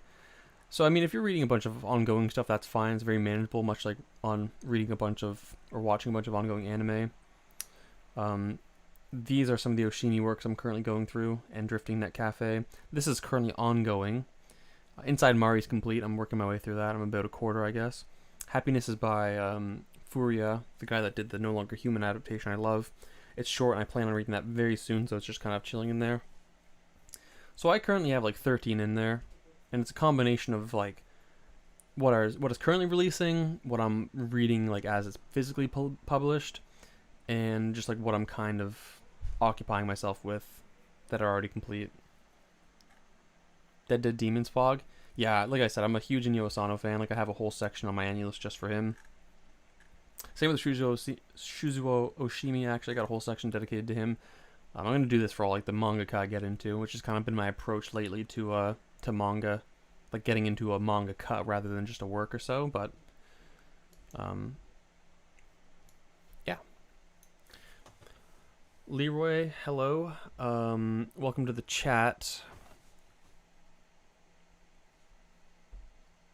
You only read one at a time? Damn, okay, one at a time. Route A of Tokyo Ghoul's like Dark Souls of anime. Interesting. When I read, it has to be like 8-hour thing when I do read multiple volumes. Oh, you're still reading DDD? Yeah, I am. It still has like chapters that come out fairly regularly. Like a chapter just came out a few weeks ago and it was pretty awesome. It just climax. I hate that it's climaxing right now, and like in the release between chapters is so slow. But like the amount of detail that Asano's been putting in each panel is like it's totally worth like the wait between because it's so beautiful. Can you do your Mal? Maybe. This is probably the last one I'm doing for the day, to be honest. I'm fucking exhausted from streaming for 3 hours. I don't have that streamer stamina yet, but I'm going to do another stream tomorrow for a few hours and get through a few more, hopefully. Might even do 2 streams tomorrow just to really fucking start flying through shit. Why the happiness cover look kind of like Griffith? Yeah, I thought that too, actually. I don't know. Trojan X looks like it may be interesting, but it's hard to judge with only one chapter. I agree. Like it was a good read, but we only have one chapter and no insight into the next one. I suppose, however, I prefer to include series to go to in one full strike, but I'll read series like Tokyo Revengers. Like exactly. Like if it's ongoing, there's nothing you can do about it, right? And I just happen to like a lot of ongoing stuff. But like right now, for instance, when I read manga, I'm gonna go to Inside Mari only.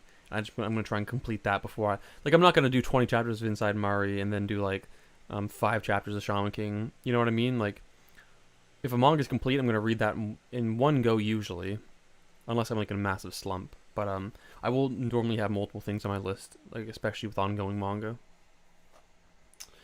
I say that you can set folders for specific authors. Yeah, it's super cool. You can do like specific lists. You can have like anything you want like in its own list. Like I can do a list for things I own physically. I can do a list for manga, but like it's super cool the way you can organize an AniList. I'm glad I don't wait for chapters. I read by volume, which is a blessing. Absolutely, peak saga. All right, let's keep rolling, boys. One Punch Man. I never wanted to get into because like it's conceptually I didn't like the whole gag. I didn't like the whole concept of killing people in a one punch. It seems so corny to me. And I was not interested into it. I know people say that like it's pretty good, but I couldn't be bothered. Now what do we got down here? Dayakan. Short stories by... Oh, I know this dude.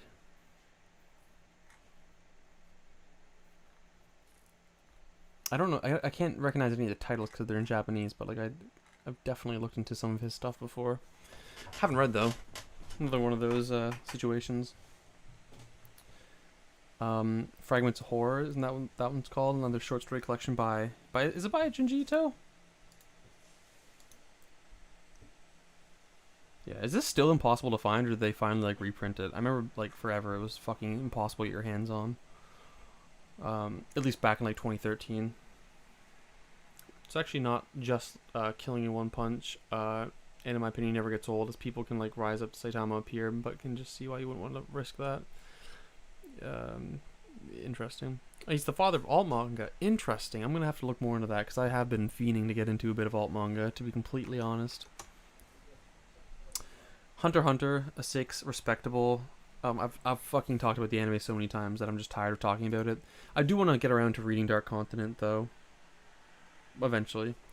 Yeah, Wolf's Rain, another one of those shitty manga adaptations of an anime. How do you not have a headache, man? I'm not gonna lie, it's getting there. Chainsaw Man, I have not read. I'm excited to read though. I do plan on reading it eventually.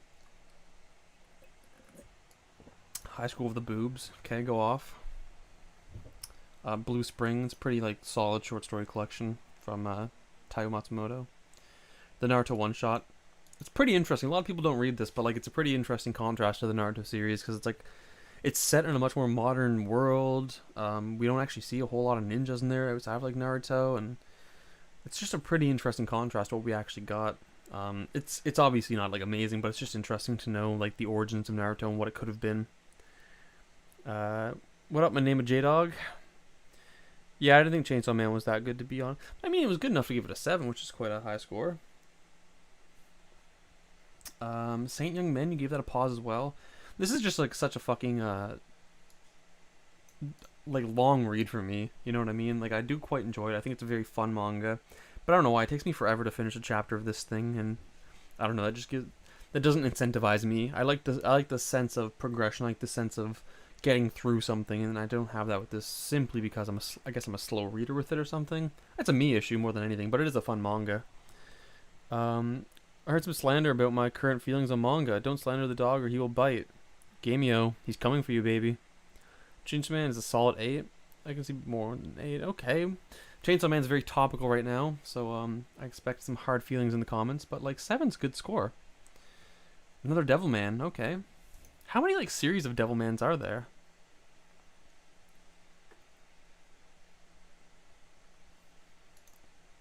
I really want to read Devilman now. Didn't they release like some kind of like big omnibus of them?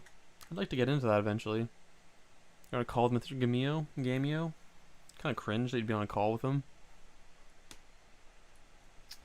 Again, another streak of shit I have no fucking idea about. I love that about our change manga. Shin Devilman was a spin-off, and they're included in the omnibus. Oh, nice. Oh, this looks fucking dope. I'm absolutely going to read some of these. You're discussing the human condition. Wow, very cool, very deep.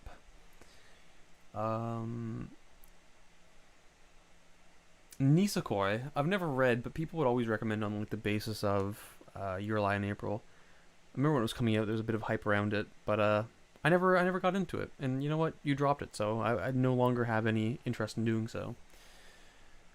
Another streak of like what? What even are these? What is Naruto Gaiden? Is this like the novel? It's a manga. I actually don't know what this is. Oh, the Seventh Hokage and the Scarlet Spring. Yeah, I've heard about this. I think they base a lot of the anime off this, don't they? Do you read No Longer Human? Of course I have. It's my fucking favorite manga. You dweeb. How do you not know your doofyology? Doofy, me and J-Dog are higher level intellectuals than thou. God, just fucking A, bro. It's hard to deny facts, you know what I mean? Deadman Wonderland, please don't be a 5. No, you gave it a 5. Please, Archangel. No, just kidding. I can understand why anybody wouldn't like it. I quite like Deadman Wonderland, though. I really like where the manga goes in the end. I think that the very final scene is very, very impactful to me. As far as Battle Shonen go, I suppose. I don't actually remember what I gave it. The more I reflect on Deadman Wonderland, the less I like it. But that's just because of a kind of fatigue, I guess, about the series. It's fun, though.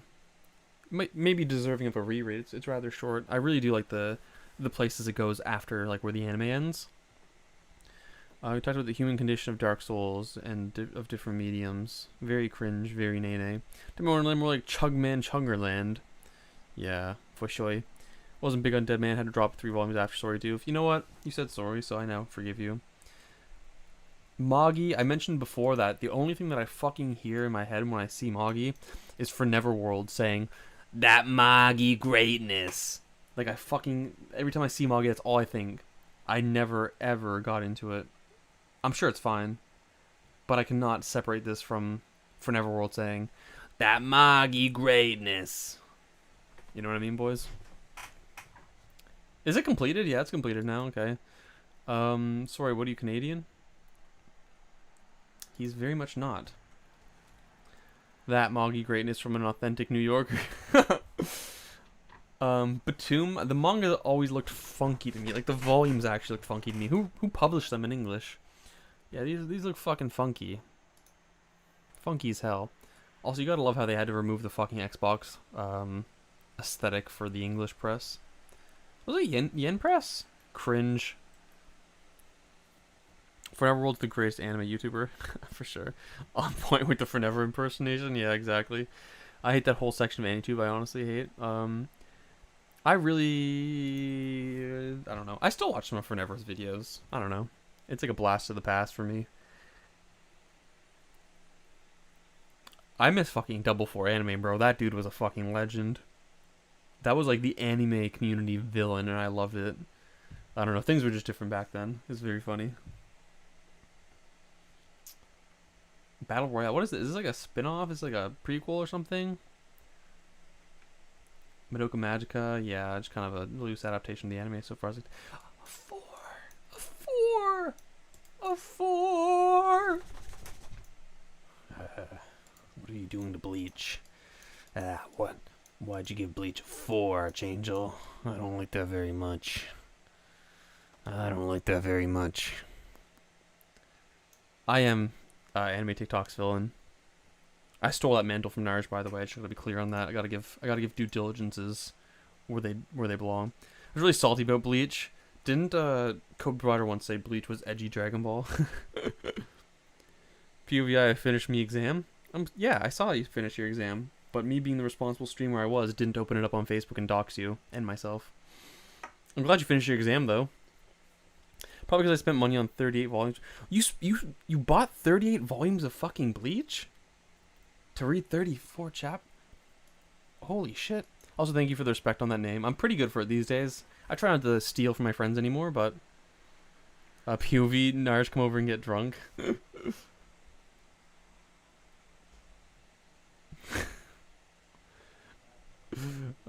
Rip. Anyways, now we're like in the P's. Portis. Again, just this fucking streak of things that I've never seen. Ral Omega Grad though. A 3, bro? Oh yeah, I would. That's why I buy Volume 1 first. Narsh the Narc.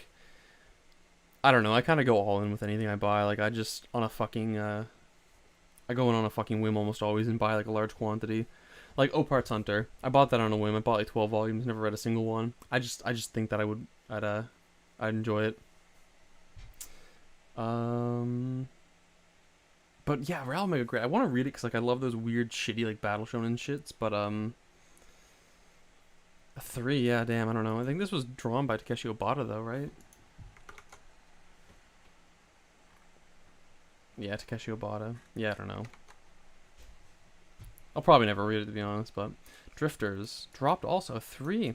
Yeah, I remember when this came out. Like I was super. Well, not when it came out, but when I heard about it anyways, that I was super interested because it was by the dude that made Hellsing. And it looked super cool, and I know it got an anime adaptation eventually, but like, I don't know, never watched, never cared after a certain point. As one does. Jack's my uncle. Hey, because I spit facts. I feel like I'm missing a lot of chats from OBS. Let me just pull up the old YouTube and do a little read-through real quick. Boop. Just dox myself real quick. Nars the Narc, I fucking hate Ralgrad. Every time Doofy spits a take, his neck beard gets schlonger. I feel like I might have been unfair to Drifters. They hate me because I spit facts. You do hit facts. Uncle Doggy, I call him. Every time Doofy spits, takes the neck beard gets every time Doofy spits a take, his neck beard gets schlong. That's true. Joe Starcock. I need to remove Ronin Kenshin from my plan to read. Really? I mean, you know, there's the whole controversy with the author and all, but the manga itself is pretty good. I don't know. I think Ronin Kenshin is amongst my favorite manga. I bought all secondhand though, so I don't bear the burden of having supported a you-know-what. Oh, and then we're just in the territory of things that you've not rated / are paused / whatevers, and there's a fucking lot of these. But I can't say anything to them because you haven't rated them. So boom. I'm interested in the story itself. Roni is dirt cheap now. I mean, you know, rocking the free world. But anyways, I somehow only fucking got through 2 lists, which is not good considering. Well, let's just take a little peek, boys. I got through Noobs. I tried Wea Bros, but bro, like, your shit was just looking a little too wonky for me. Archangel, we got through yours. Spoil, we have 205 anime. Do I want to fucking subject myself to another 205 anime? I think I won't. I think I'm gonna reserve it for tomorrow. The first one was a behemoth, yeah. Oh, is Senpai Josh the anime boss in here? No, I don't think so. Why, you Hizoka's part of your desktop? Yeah, bro, what's up with that? What's up, then? Hizoka's like the one redeemable person in Hunter x Hunter, in my opinion. No, Josh, he's talking about the other Josh, Dark Josh. You, Hisoka. Damn, y'all fucking weird. Anyways, I only got through 2. Well, we're gonna say I got through 3. Wea, bro, if you want me to do your list and you're watching this right now, fix that shit. Because, bro, I mean, we'll run it one more time, boys. Let's see if he watched the stream. He didn't. Like, what am I supposed to do with this? You know what I mean? And that's the Japanese names, too. Like, I can't navigate this, bro. So next time, tomorrow, I'll do a few more. Fucking, I know you told me you had like 700 anime. You have fucking like 800 anime. These are gonna be like streams in and of themselves, right? Splorp I can probably get through pretty easily. McKev probably as well. Manga Crash again. Fucking 10 trillion manga read. We got some more smaller ones. Like, I thought I could get through all of them in a single stream, like in 3 hours. I was very much fucking wrong. Proof Doofy comes and drinks post stream. No horse girls and background cringe. Uma Pupume. It was fun, bro. I've got him. I've got 30 manga touching. Wait. How many manga? I've got 30 manga touching. Does that many exist? Wait, what? Oh, are you asking about Manga Crash's absurd amount of manga? I mean, you know, 500. I think it's a lot, but it's not like hella a lot. You over ambitious? Yeah. I really was. I talk too much, though. Anyways, that's all I'm doing today. We did it to 3 hours again. I'm pretty proud that I did another 3 hour stream, bro. I'm keeping this one live so I can get that fucking watch time up so I can get monetized and I can make dough off this shit. I'll do another one tomorrow. Don't know when, but I'll do another one tomorrow. And yeah, I mean that takes care of everything for today. Thank you for watching, good people. And we'll talk soon. I'll stream again tomorrow sometime. I don't know when, but fun stream. All right, people. Take care.